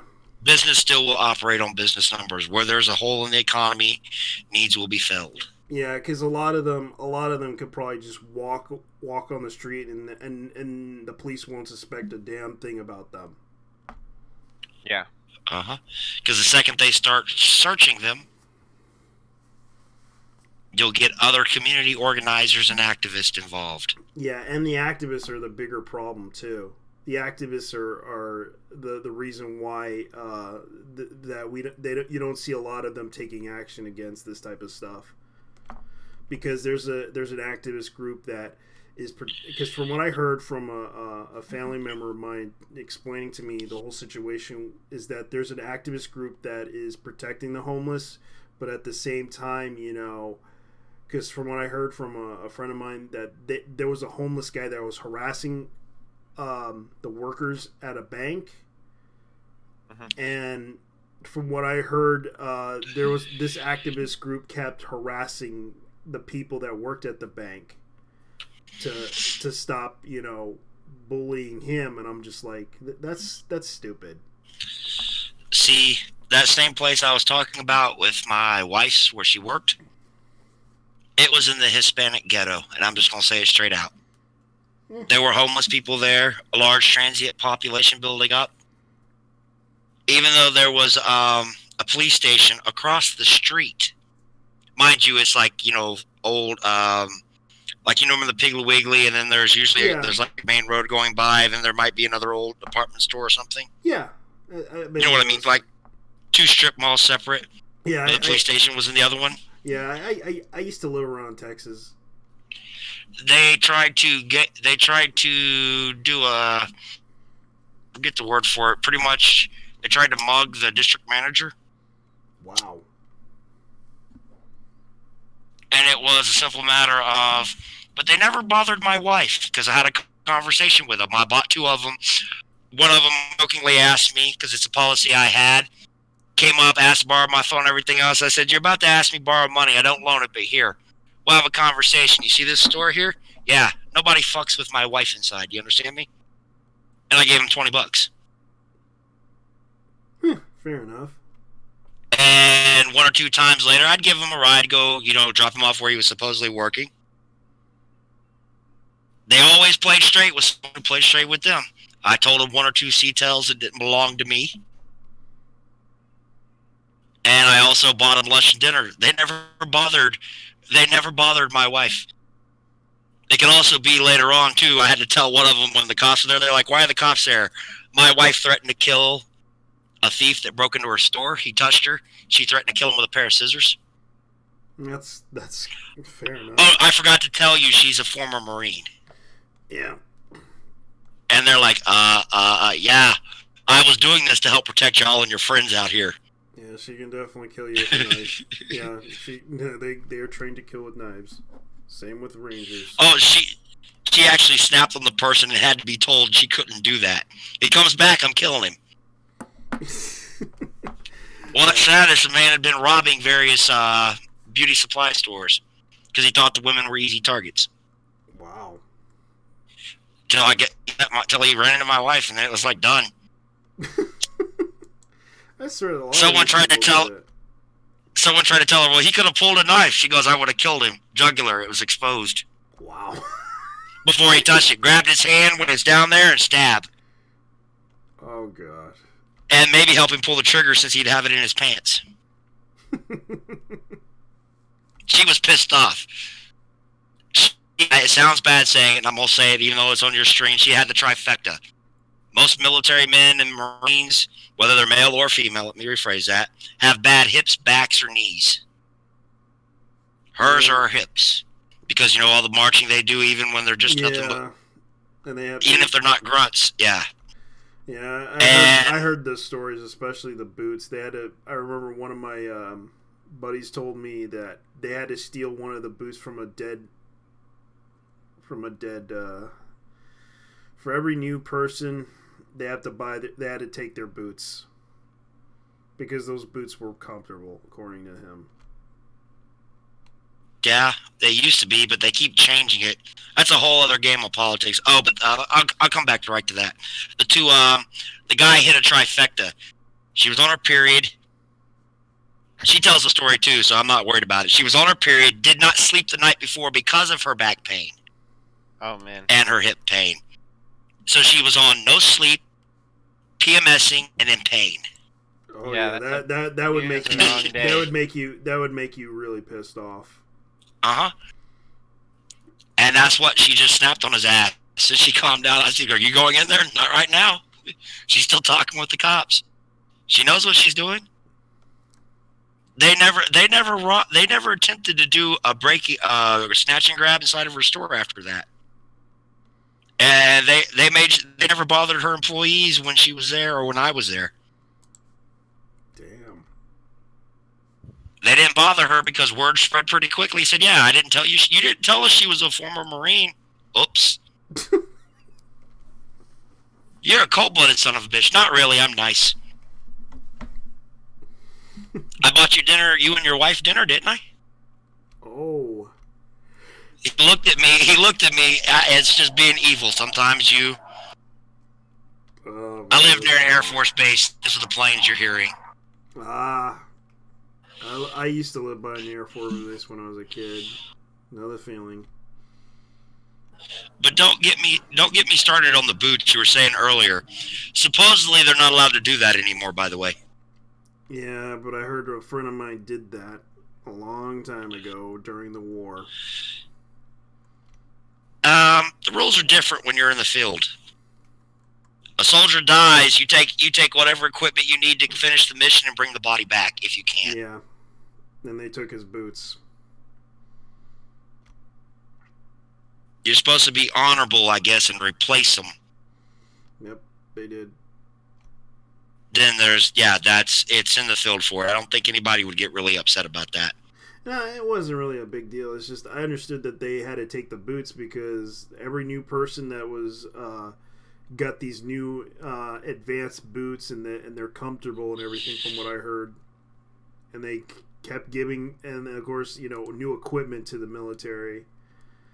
And it's like and the soldiers are giving a small stipend that doesn't equal the cost of the new gear you have to buy. True. And it's they do not give you any of the equipment you get for free. You pay them back for it. Take it directly out of your paycheck first. Yep. I don't know if y'all knew that. Yeah, it does. No, I didn't. So then do they get to keep it afterward? Uniforms, not guns. Yeah. Right. That's what we're talking about, right? Yeah. Let me make that exception. They try to be anal about the guns. Yeah, because guns. Yeah, because they have like a hard sell to sell those things. Like those guns are worth money, and they belong to the U.S. government. As does the ammo. Yep. The government does not make them pay for their guns unless they keep breaking it. Gotcha. There's a joke in the Marine Corps, same one I've heard in the Navy. There's only one thief. My wife tells it more than I do. There's only one thief in the Marine Corps. Everybody else is trying to get their shit back. We were talking about earlier, so I just thought I'd tell a joke on it but it is true. Yeah. There's a lot of sorry, I'm not trying to turn military. We were still talking about the homeless effort too, with everything else on it. Yeah, the homeless effort is basically they're not going to do a damn thing about anything about the homeless. They're just going to let them, live on the street. They'll try to help them, but they have to ask for help. It's a serious problem where I live. I'm in San Diego, and there's, especially downtown, there's just entire streets just lined up, and it's piss and feces, and it stinks, and there's drugs going around. Yeah, it's a terrible situation. I even heard about the car theft thing too. What's that? The car theft. Like I they don't know anything about it. literally break into cars and try to steal stuff. Yeah, I'm sure. But here's the thing: is people who have places to live steal too, because like there was one guy who kind of caught my attention because he the first time I ever seen him at this job I'm working at, he was walking down the sidewalk in a dress, and he had something in it making it look like he had breasts or something. And I was like, man, that's an interesting looking character there. And he stopped and said something to the owner, and when the owner came in, I said, boy, that's an interesting looking character there. And he said, oh, that's so and so, he has his good days and his bad days. And then I was like, oh, he actually knows him. And I'm thinking stuff like, wow, I wouldn't have guessed that. And then it turns out he comes in, and he's, a paying customer. He's not usually dressed like that, normally he's just like, looks like a typical homeless guy. But it surprised me because, now I see him all the time. He's a paying customer, just another person, just treat him the same as anybody else. But then, he's never caused any problems. Except for maybe walking past the store dressed like that, but he's not coming inside, and he can dress however he wants, But I was working one night, and I had this guy come in, he had a beanie and some tattoos on, and, I just greeted him, just like anybody else, and he opens up the cooler, and he takes out, like, a big bottle of Coke that we sell, real big bottles of Coke. Yeah. Not like a 2-liter, but like a glass bottle from Mexico. Yeah. I think they're ridiculously overpriced. I would never pay for one. What, the glass bottles? Yeah. Yeah. The reason why is because they're made of pure sugar. Okay. So that's the reason why they're expensive. Yeah, because my mom, because my mom and me used to live in Panama, and my mom stopped drinking those things because they were made of pure sugar. Like the ingredients and everything, not something you would expect, but they are made of pure sugar. Yeah. So just to wrap it up it's not always the homeless people who are stealing, because this guy is, paying customer, not causing any problems. Then I have this guy come in one night, looks like a normal looking dude. Yeah. He takes the bottle and he starts walking out the door. I said, hey, you got to pay for that. And he just runs down the street. He stole a bottle of Coca-Cola. And I'm like, who in the world steals something like that? What is your problem? Like, I can understand somebody stealing something to eat because they're hungry and they couldn't afford to buy food. Or even like, people are thieves and they steal stuff that they want that they can't afford. But this guy's stealing a bottle of Coca-Cola? What in the world is the matter with you? I just can't understand it. I still don't understand why anyone would steal something like that. I really don't. And I'm thinking maybe it's like one of those things where they have like an addiction to stealing, like it gives them a rush. Yeah. That's the only thing I can think of. Otherwise, I'm like, even if you want to drink a bottle of Coke, like, are you really gonna steal it, like, rather than just either pay for it or not drink it? I just don't understand. I don't understand either. Like, I think most people either like the rush of stealing stuff, or they just don't give a shit. Yeah. Like, because there are people that love the rush of stealing shit. Like, I used to remember as a kid growing up that stealing candy was a rush. Like, you just couldn't help but steal it. Because I used to remember this kid that I heard about had a like mental issue about stealing. Like, he was you called him I forgot what the mental disorder is. Like they can't help but steal stuff. Jeez. Cryoplectic or whatever they're called. I forgot how it was. Kleptomaniac. Yeah, kleptomaniac. Like they steal constantly. Are you sure that's the term? I thought that was Kleptomaniac. Or klepto. No, that is a.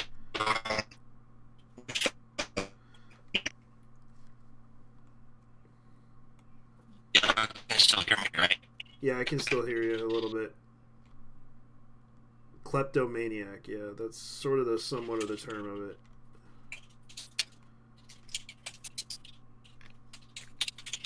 Yeah, I got problems, but I'm glad I don't have those kind of problems. It reminds me though, like, I was thinking, when you said that, it's like, we got names for anything now, and I think a lot of it gets diagnosed, and it's really not an actual mental disorder. I think it's just the person is. It all depends. It all depends. Like if you literally have if you really can't control it, then I could see, yeah, that's a legitimate mental disorder. But it makes me think of like all these kids getting diagnosed with ADHD. For all I know, they all really have something. I don't really know that much about it, but it seems to me that any kid who goes in there saying that he can't focus in class, they just give him drugs. They prescribe them drugs, which I think is just wrong. But I don't really know. I could be wrong. Maybe they're helping them, but it seemed to me, and I remember when I was in high school, kids with ADHD who took medicine, they didn't seem right to me.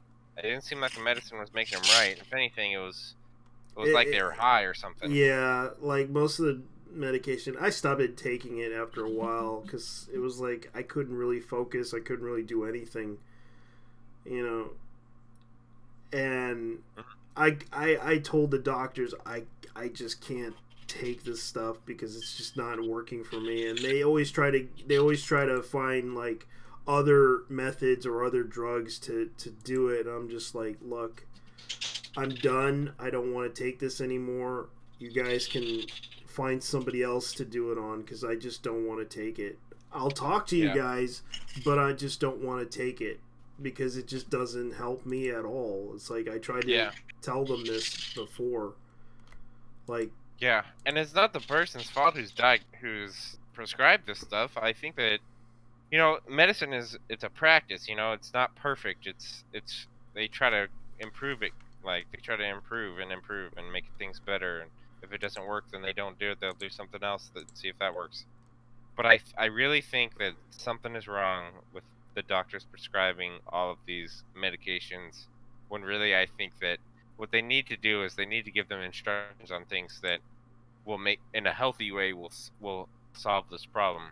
Oh, you can't sleep at night? Well, you need to go and you need to do vigorous exercise for an hour. And if that's not working for that one night, the next time you need to try vigorous exercise for an hour and a half. Or eventually you can try whatever it's called, melatonin. Right. I hear great things about that. That might be a good product. I hear fantastic things about that. And I have problems sleeping. But basically all I do is I will, if I can't sleep, first thing I do, because I know that I have trouble going to sleep. Yeah. When I have to go to work the next day, first thing I do is I'll stop playing my games about 2 hours before I need to go to bed. And then I'll stop looking at my phone or like, let's say I'll watch like I've been watching True Detective. I'll watch an episode, like watch TV for an hour, Yeah. And then like, so you probably still have like some time, maybe spend a half an hour like looking at YouTube and watching stuff on my phone.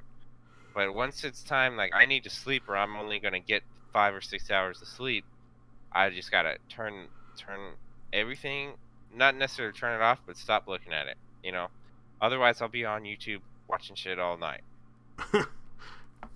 That's fair enough. Like I try to get some exercise every day, not so much to sleep, just so that like to be healthy, right? Yeah. But and I think it helps. I think it helps sleep as well, and I think it helps you feel better the next day. But I don't I don't think that a lot of that stuff is the right answer. Like when you get diagnosed with what's the word? I forget what it's called. When you can't sleep at night, and then people end up taking insomnia. Yeah, insomnia. Because I feel like I have that problem. Like but you can't, like you get really bad. Like I knew a guy that had that, but he didn't want to admit that he had it because he slept. He never sleeps for 2 days, and then goes and sleeps like a few hours. Yeah, that's too much. I can do that. I can't do that either. That can kill your kidneys, from what I heard. Oh, really? Yeah, like if you cannot sleep for more than like 3 days, that could kill you. That could kill your health. Yeah, I believe it. But yeah, the melatonin, you know, I hear good things about it. I'm not really sure what it is even. You know, honestly, I'm still leveling, so I'm not even gonna bother to alt tab to look up on Google. And I've only got one monitor, you know.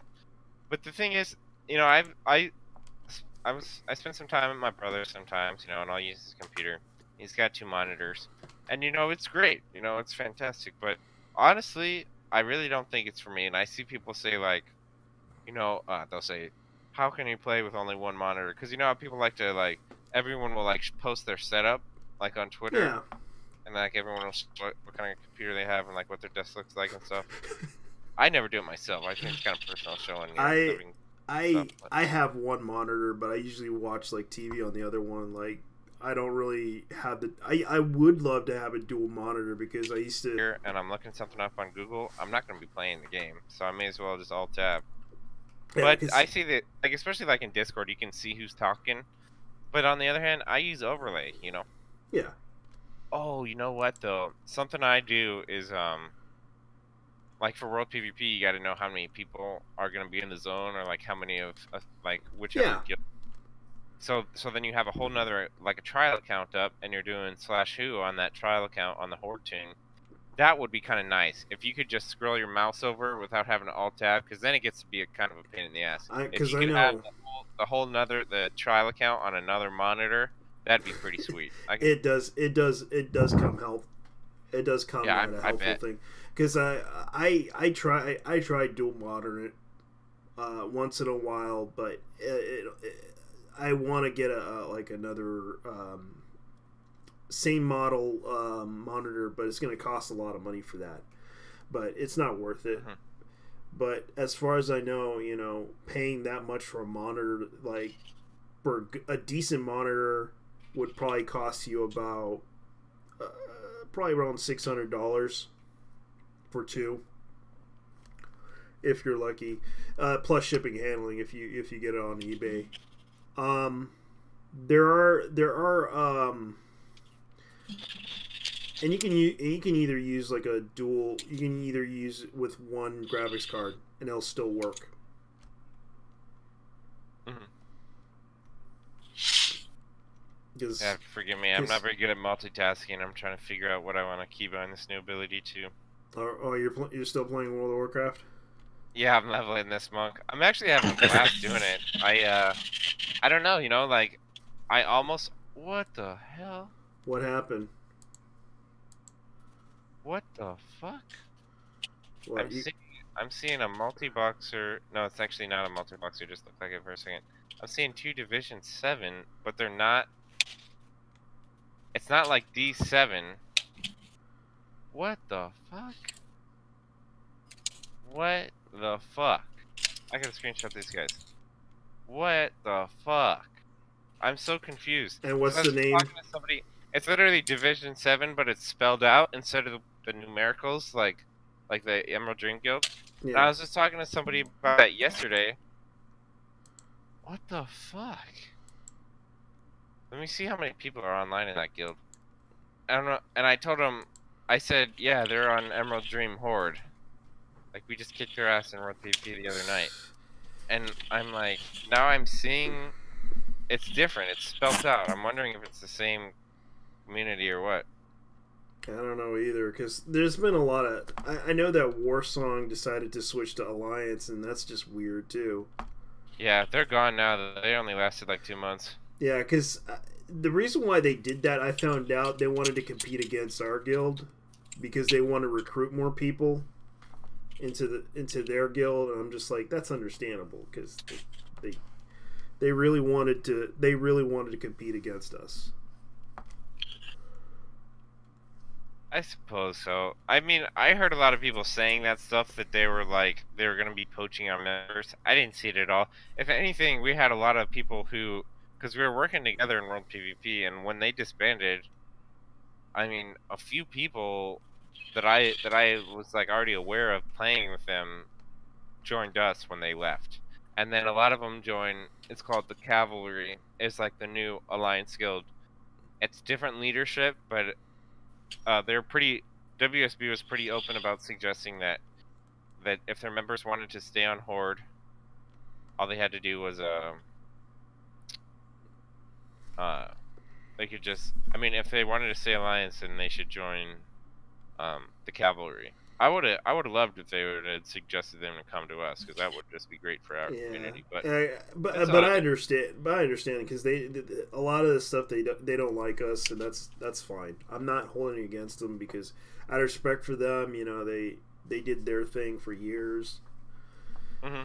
And I could understand, you know, there's a rivalry. I could see if they didn't like us, but like I didn't see that when I played with them. You know, I didn't see them acting that way. You know, there are individuals, you know, just like there are in our guild, a lot of individuals that didn't like them. But like when I was in them, when I was in like their Discord talking to them or playing with them, I didn't pick up on that at all. It didn't seem like that. But that was something that we were considering and kind of trying to be aware of, is the possibility that they were there, possibly to poach our members. Yeah, try that's to fair. Our guild in one way or another. That's fair. Because I understand that they lost leadership, and especially there was drama that was in that guild for a while. And I was just like, you know, you guys really got to fix your guild and just move on and try to get your guild up and running again. Because if it's gonna go down that lane because you guys can't get along or having problems with people complaining, then you have to really, really dig deep and figure out what the heck you got to do to fix the issue. Mm-hmm. Because I think most of them are really good guys, but there's some. Yeah, I'd say so too. And there's some that, you know, that tend to be the bad element, that have the bad reputation in the guild, but. You know, like I heard so many stories about Cadigan, and I'm just like, I don't really care. I've been considered the worst person on the server for many times on my server that I used to go to, and people talk shit about me behind their back and then try to poach everyone else. Like I was the fall guy, being blamed for everything. Yeah. Well, when I was on Horde on Tychondrius, I was in a guild called Warsong Vanguard, and we hated Alliance Empire, and especially Cadigan. And you know, there was a lot of trash talk, but I never heard anything like about personal stuff like that would imply that he was actually a bad person, you know. But I mean, different people say different stuff, but I didn't hear any of that. It was all just like trash talk, like Cardigan, all this shit. Yeah, and I can understand that a lot of people like to, you know, create drama. Like I heard all the drama stories, like, oh, this person's a racist, this person's sexist, this person did this to this person, and I'm like, you know, the worst of them all. I'm surprised that the whole WoW community didn't go after Let Him Burn for what he did. Oh, on like Discord messages with the girl. Yeah, like she literally let that like he was like trying to get nudes from her and try to rank her. Oh, he was saying terrible things to her. Yeah, he was very manipulative and abusive. Yeah, because I was like looking at that, and I found out from what I heard that she basically claimed that Let Him Burn basically helped her get up to rank 1 arena, like in the 2000s. And in order to pay him, and she paid her in nude. She paid him, let him burn in nudes. That's from what I heard. That's just the rumor that I heard. Honestly, I really don't. I mean, I don't know if maybe like back in the day that could have been something that happened. It sounds like BS to me because another big thing with the drama with Let 'Em Burn is that what I hear about a lot is that he's been caught basically paying for RBG carries. So like, Yeah. so when you get really high up in the ratings, then you kind of it comes down to being fewer teams and like people kind of recognize each other and like know who's who. Yeah. And some of those teams are known to bring in random people who pay them to run with them to get carried. And that was something that they were saying Let 'Em Burn was doing. I seen it. I think it was Technique, like beat them in an RBG, and it's that apparently Let 'Em Burn was running with this team that's notorious for having people join them who have to pay for a carry, and he was like way lower rating than anyone else on the team. Yeah.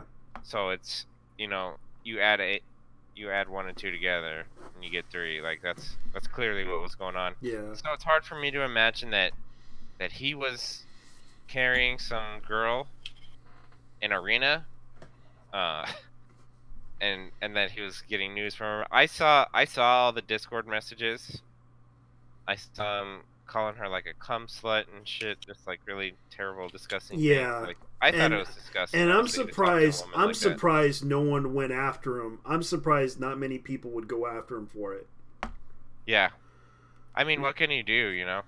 Because it's like that guy really, and I really wanted to go after him because I was just like, you know what? I'm gonna go WWE because he wants to start the drama WWE style. Okay, fine, let's do WWE style. Yeah. I'll bring Honestly, the tables and the chairs and everything. Yeah. We'll go all hardcore on this one. hmm I mean, if it's gonna benefit you, then I could see it. But like, personally, I saw that shit and I was just laughing because I already didn't like the guy. I was like, wow, he really made a fool of himself this time. And like, Yeah. honestly, getting exposed like that in front of everyone on Twitter, which is mostly Emerald Dream players and just WoW players that follow each other on, not on Twitter as a whole, but kind of, there is like a little community, you know, they all follow Yeah. each other. I guess And I actually did. I mean, that's pretty bad already. I'm surprised. I used to remember Bounties. Me and Bounties went after him one time with a whole group of people, like a raid group, because he said on Twitter. Because I used to remember doing that video of it. Like, I think I've seen the video. yeah, I was like making fun of it, going like, you know what? Yeah, I'll make that video because he kept talking shit when I first encountered him, and then I got him. Then I remember I just had to get the heck out of there because I knew the Horde were gonna come after me for that shit. Yeah, that's funny. Because I was just like, No, I've seen the video for sure. I've seen the video. yeah, I'm glad I made that video because that was fun. I wish I would have been here in the community when Bounties was around, because at that time I was on Horde fighting against you guys, and he seemed like a cool dude. Yeah, he was a good guy. It's a shame that he left due to some drama that happened in real life, and that's understandable because he had to deal with real life shit. And he was a good rogue. He was a really good rogue.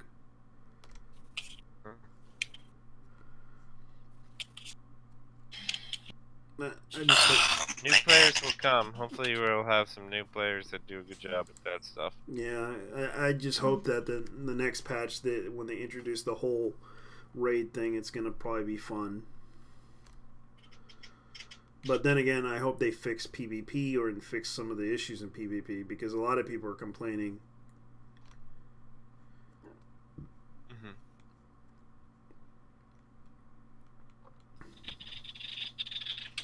Oh, man. You need to look through a history of organizations, various ones, and look at their growth rates. I know it sounds out there and off what I'm saying on it, but it would help you map the growth cycle. And you could tell where it's at. Yeah. It's been so long since I had something like that. Sorry. It's fine. I understand, man. It's like there's There's been ups and downs in the guild, but we try our best to try to fix those issues. Now this is totally off topic, but I gotta tell you guys this because I gotta express how I'm feeling about this. So I just moved zones from Duskwood to Stranglethorn Vale, and you know, I'm not necessarily against the changes that they made not too long ago, where like all the levels, all the zones scale, as opposed to like having certain level tunes in certain, right? Like certain NPCs and quest levels were for certain level characters. Yeah. But like, I feel like it takes out a lot of the excitement when you go. I mean, like, you used to progress through Stranglethorn, and you'd have to level up before, like, you go to, like, the further southern part, like, because they're higher levels. Now, like, wherever you go, let's say, so I'm in Stranglethorn right now. Yeah. I could go up to, like, I mean, they still have some of it. They still have, like, 40 to 60 in Badlands. Yeah. But, like, let me try to think of a better example. Like, Deadwind Pass, for example, if you went there through, if you it used to be hard to go through there because there'd be a bunch of like high levels, but now like it's just gonna be all the same as what it was. And then also I noticed this yesterday because I was questing in Westwood, I think it's called. Yeah. Oh no, Red Ridge Mountains. Yeah.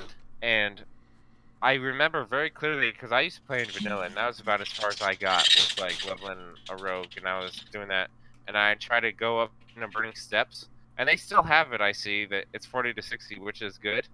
Yeah. But I mean, I was just there, and you know, I went through there for like a quest, and it wasn't at all like I remembered it. You know, like, because I remember you get to a certain spot, and there'd be like elementals that you really could not even touch unless you're a higher level. Yeah. And it just wasn't there at all. I just feel like going between the zones, like the progression is not what it used to be. Like, this zone is 30 to 60 for Stranglethorn. I'm positive that, you know, when I go down a Cape of Stranglethorn, it's also 30 to 60. So originally, you know, those would be higher levels as you went further south in the zone, and you kind of had to do the quest line and level up. Now it's like, it's just like everything scales. So you can basically almost go quest wherever you want to an extent. Whereas before you had to follow the quest line and kind of, you had to be ready to go to the next zone rather than just like everything scaling to whatever level you are. That's what I'm getting at.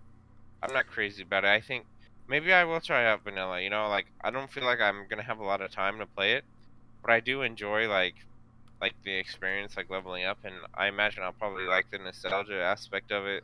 I'm sure it'll be fun for a while. I don't imagine myself getting into it. I wonder if they're gonna release that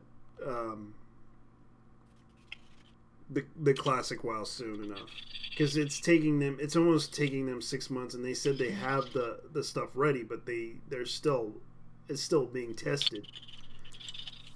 Is that what's going on? I don't even keep up on it. Well, from what I understand, you can look it up on the forums, because they usually post it on the classic, you know, WoW thing, and it's like a lot of people are talking about when are they going to release this. Like, considering what's going on right now in Blizzard, I hope they do. But guess who's taking over being CEO of Blizzard?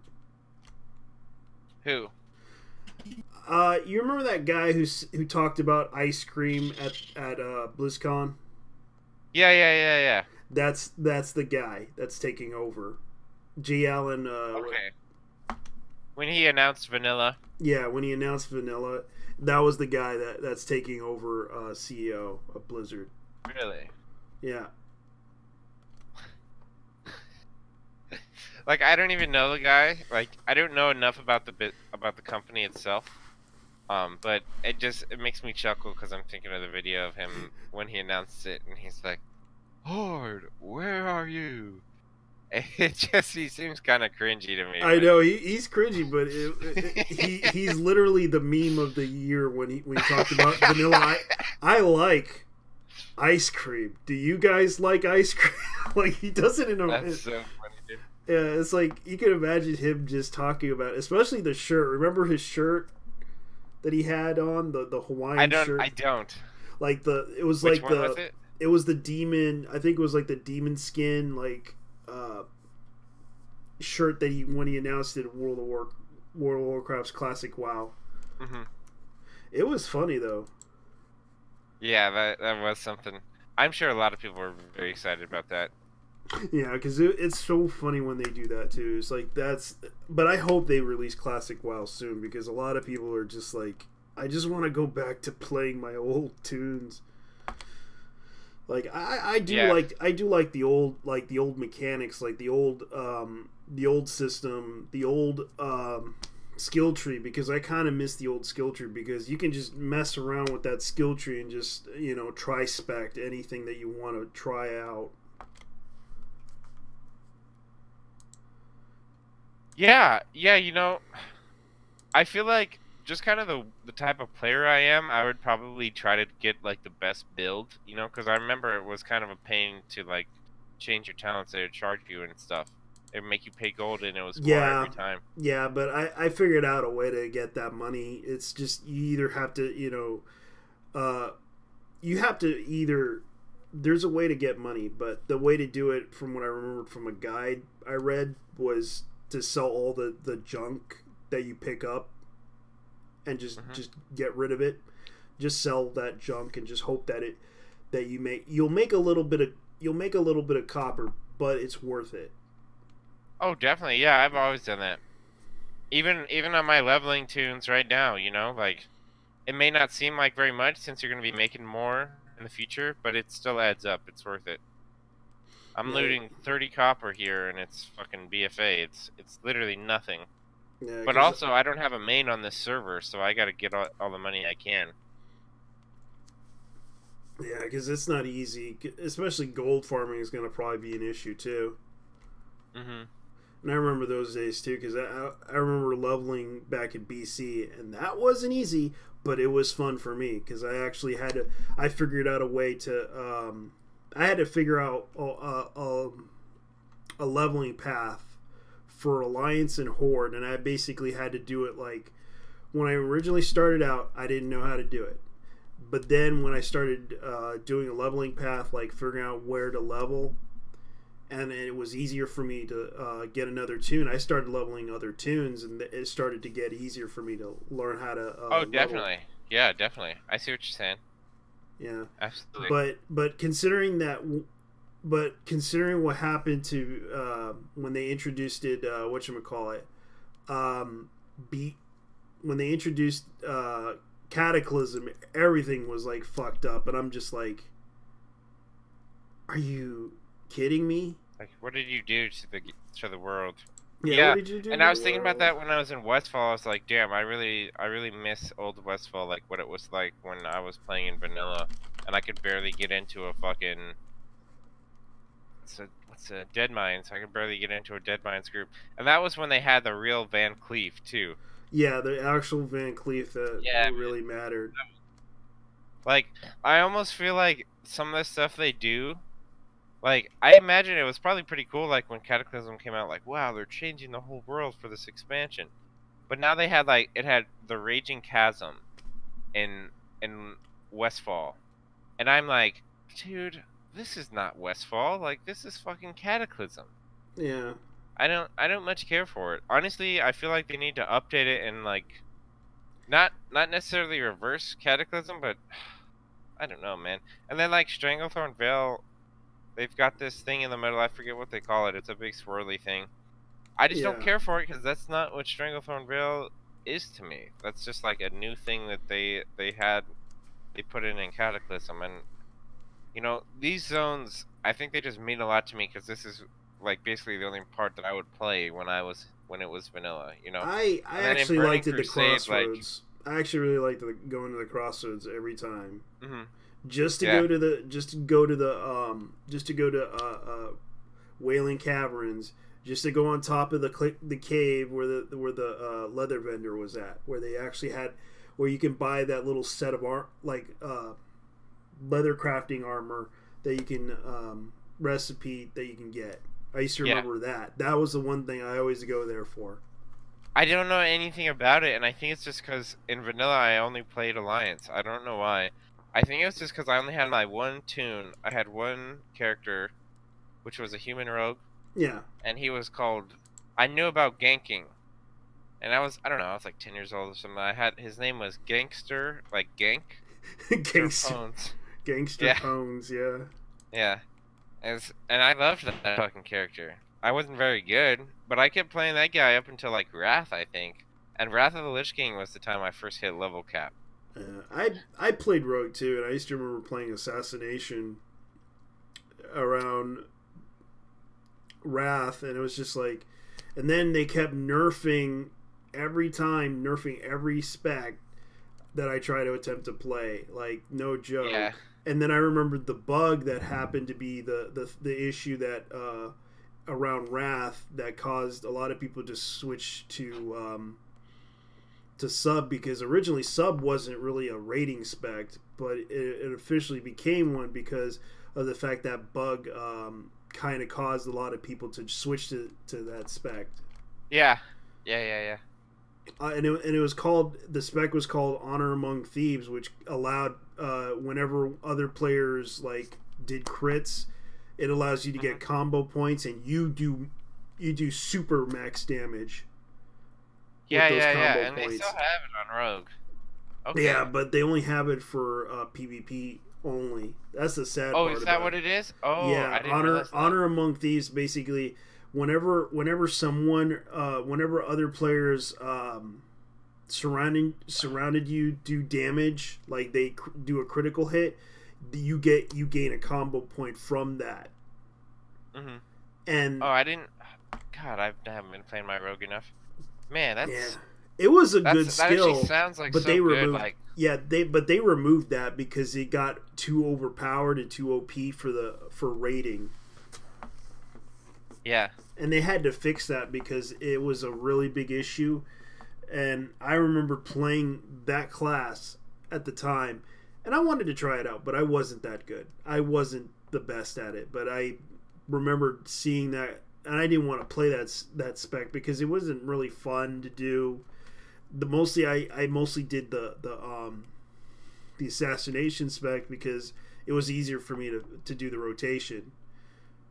You know, I don't even remember what kind of spec I was doing in those expansions at all. I remember what the old talent tree looked like, how, like, for each spec, there was a different talent tree, but you could put points in each one, so you didn't have to do just one. And I do remember I would usually, like, put most of them in a certain one. I'd be like, okay, which of these do I want to have?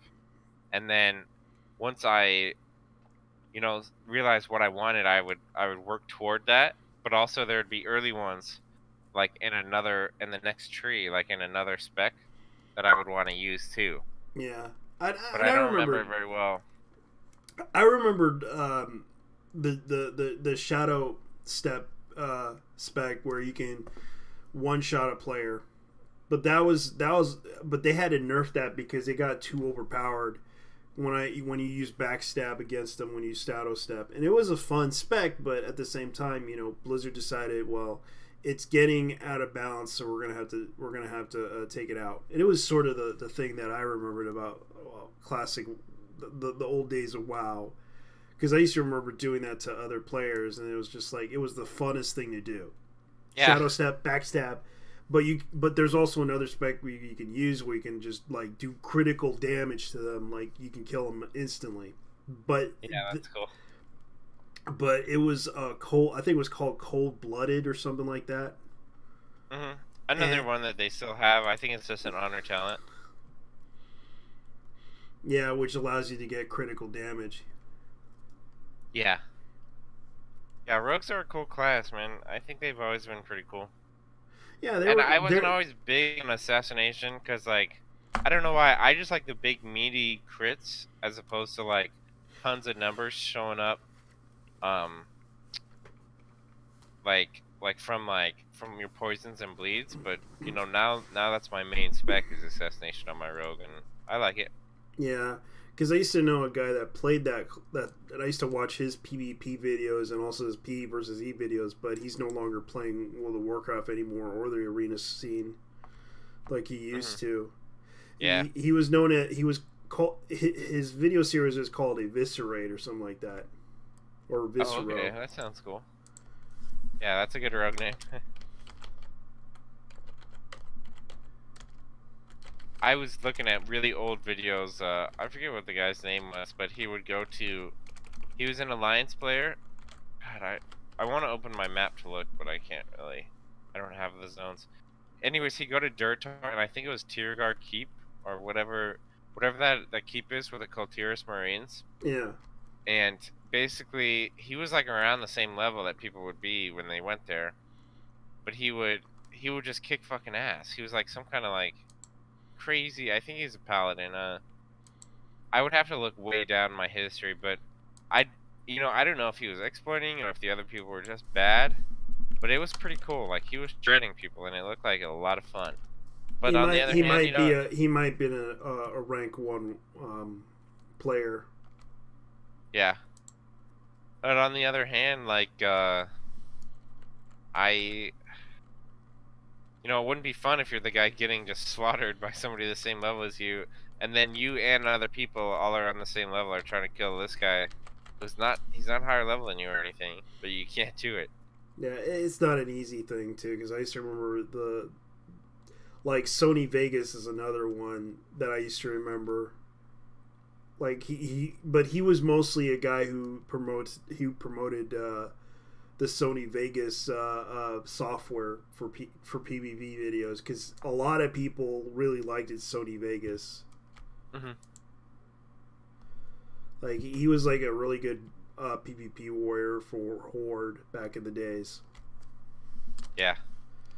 Which is cool, it's cool people can build a reputation in this game. I feel like a lot of it is solely on, like, in, like, like Mythic Dungeon Championships, then people are obviously, start to be recognized by people who follow that stuff.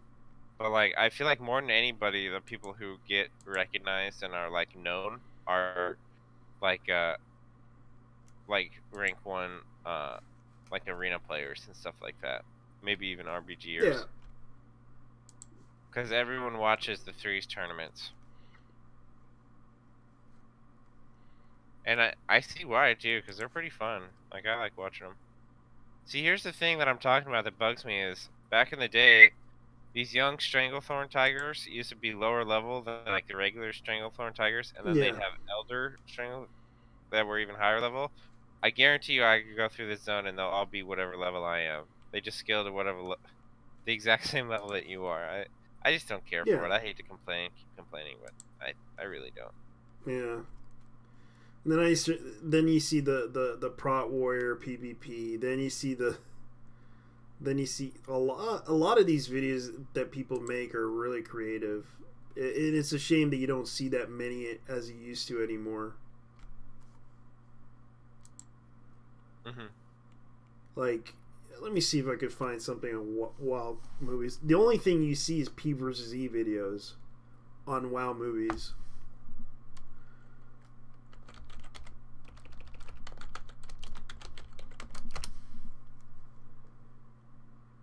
Man, I'm starting to get a little bit burnt out on this guy, but I think I'm going to try to get him 2 more levels. Oh, really? Yeah, I'm thinking about leveling some tunes. I'm thinking about leveling a shaman. Might as well level that shaman that I had for a while. Shamans are fun, dude. Yeah. Oh, what level is he right now? I think she's level 12. I think like level 112 right now. Gotcha. Yeah, when you said level 12, I was like, wait a minute. I thought it was like 110 plus. Yeah, 110 plus 112, yeah. So it's like 112. Like, Jesus, I keep forgetting about it. Okay. But the only person that I see that actually is rising in BFA that actually makes a decent video is Fake Vertoon. Vertoon, like the mage. I don't know him. Let me see. I'm going to YouTube him real quick so I can check it out later. Because he actually makes some... He actually took on Pilaf, the warrior. He actually makes some YouTube videos, but he actually took out Pilaf. You know who Pilaf is, right? I don't. Like, he's like a European YouTuber, but he trash talks a lot. Like, he's the funniest guy. Yeah. And I actually watch his content. He's pretty funny. But I was surprised that Vertoon, like Fake Vertoon, you know who Vertoon is, right? No, I don't know any of them, man. Vertoon was this World of Warcraft mage who during BC had done a lot of like videos showing bugs and everything in PvP, and he actually you can see some of the bugs in the video. He gets away with a lot of it in PvP. He demonstrates it too. There's also Drake Dog, which I'm not so sure if he's still around though. But this new guy called Fake Vertoon, I actually thought he was pretty good too, because he actually demonstrates some of the PvP stuff that he does in the game. Like, I was surprised by what he does when he got into the scene of World of Warcraft. Yeah, honestly, the only person that I watch is Dalaran, and it's basically just because I started watching him because he plays a rogue, and he mains rogue, and I wanted to kind of learn like how to properly play it. And now I watch it because he just shows like he does like these arena things where basically they're 1v1s, but there's 5 people on each team, and once somebody wins like the 1v1, whoever the losing team was, the next person up on that team goes out and tries to kill that guy, even if they're like low health and stuff. Yeah. So it's basically a 5v5, but only one person can be in the ring basically at a time. Yeah. So who should I check out first, you think? I got YouTube. Fake Vertoon. He's a pretty good mage.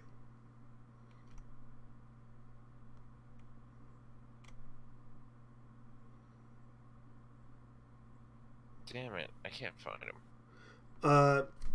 FAKVURTNE.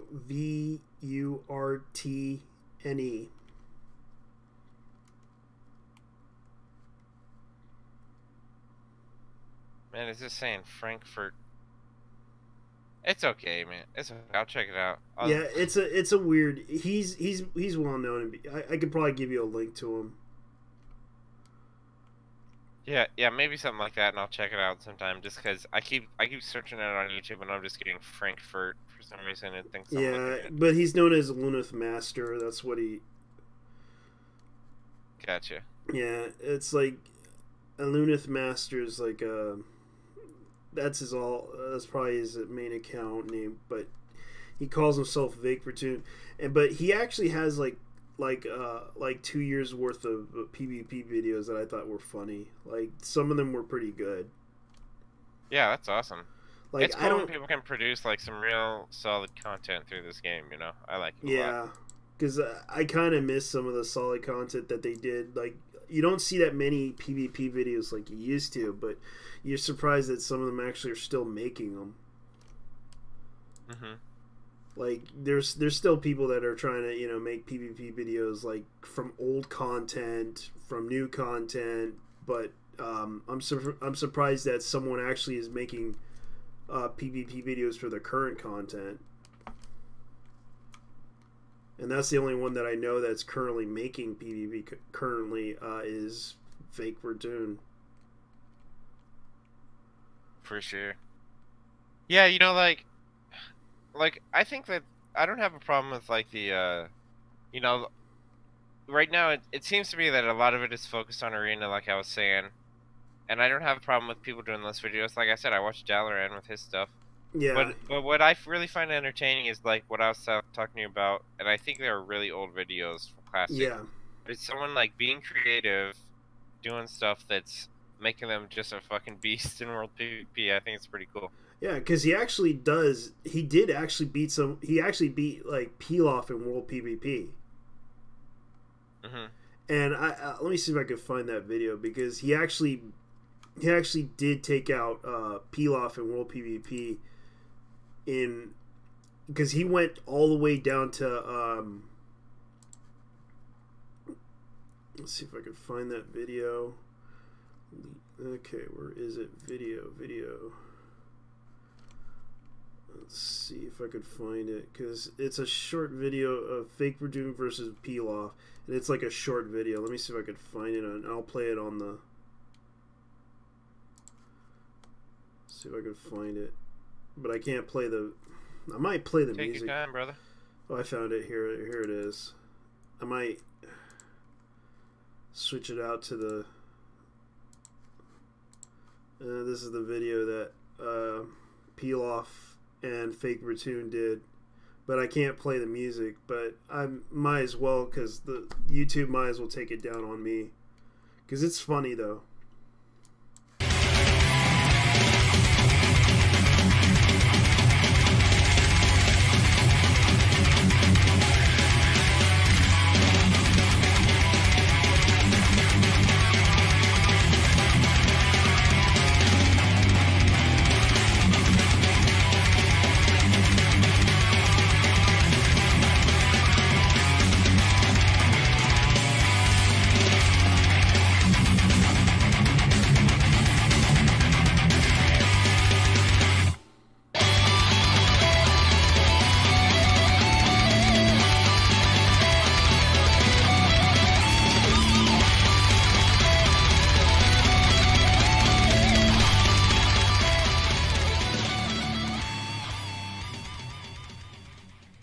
Yeah, that's what Fake Ratoon does.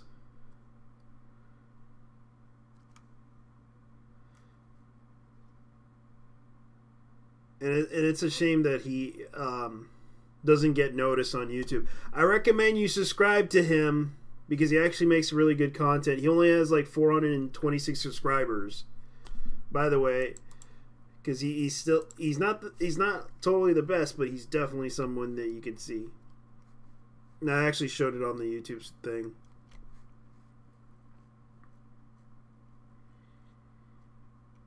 Hello? Yeah, what's happening? Yeah. Oh, I see it on your. You got it on your stream here. I see it. Yeah. All right, let's check it out. Let me turn on the volume for it.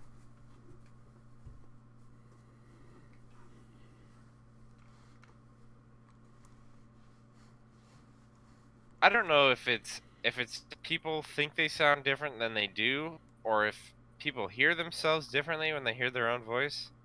God. Now I know this is with a lot of people, but my own voice just drives me crazy. Mine does too. You're not the only one. Yeah. You're not the only one. That's alright, I guess I'll get over it. A fake Vertney versus Pilaf. Yeah, that fake I should be able to find this now. Yeah. Yeah. Let me just type it in right there and I'll watch it on my monitor. Yeah, because he actually does have a really good, decent. I kind of feel bad for him because he should get a lot more subscribers for what he does, because he makes some really good, interesting content for a Horde mage. Yeah. And it's a shame, like, this guy actually went after Pilaf and took him out. Like, and yet, this is Pilaf. Let me see if I could find him. Let me see if I could find his YouTube. Because Pilaf...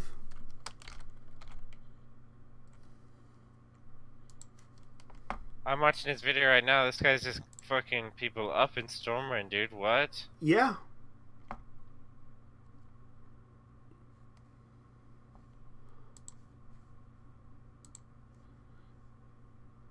Is he super geared or is he just super fucking good?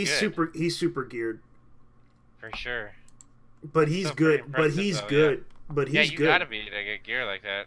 Yeah, because he let me see if I could find, because this is Pilaf. Let me see if I could find him, because this is Pilaf. Wow. That's pretty cool, man. That was a good fight between them too. So who is Pilaf? He's a well-known YouTuber. He has like 221 subscribers, and he's been known to be like one of the top players in Europe. Oh, okay. Yeah, that was a hell of a battle there, because he was just smoking everybody else like easily. Yeah, because he was trying to take out Pilaf. That was the thing.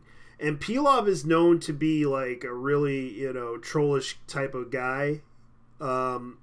He's pretty good, though. He's a pretty good warrior. He's ranked, I think he's like one of the top ranked warriors and pretty well geared. Give me a second, brother. I think there's world PvP. I gotta drop disc and I'll go.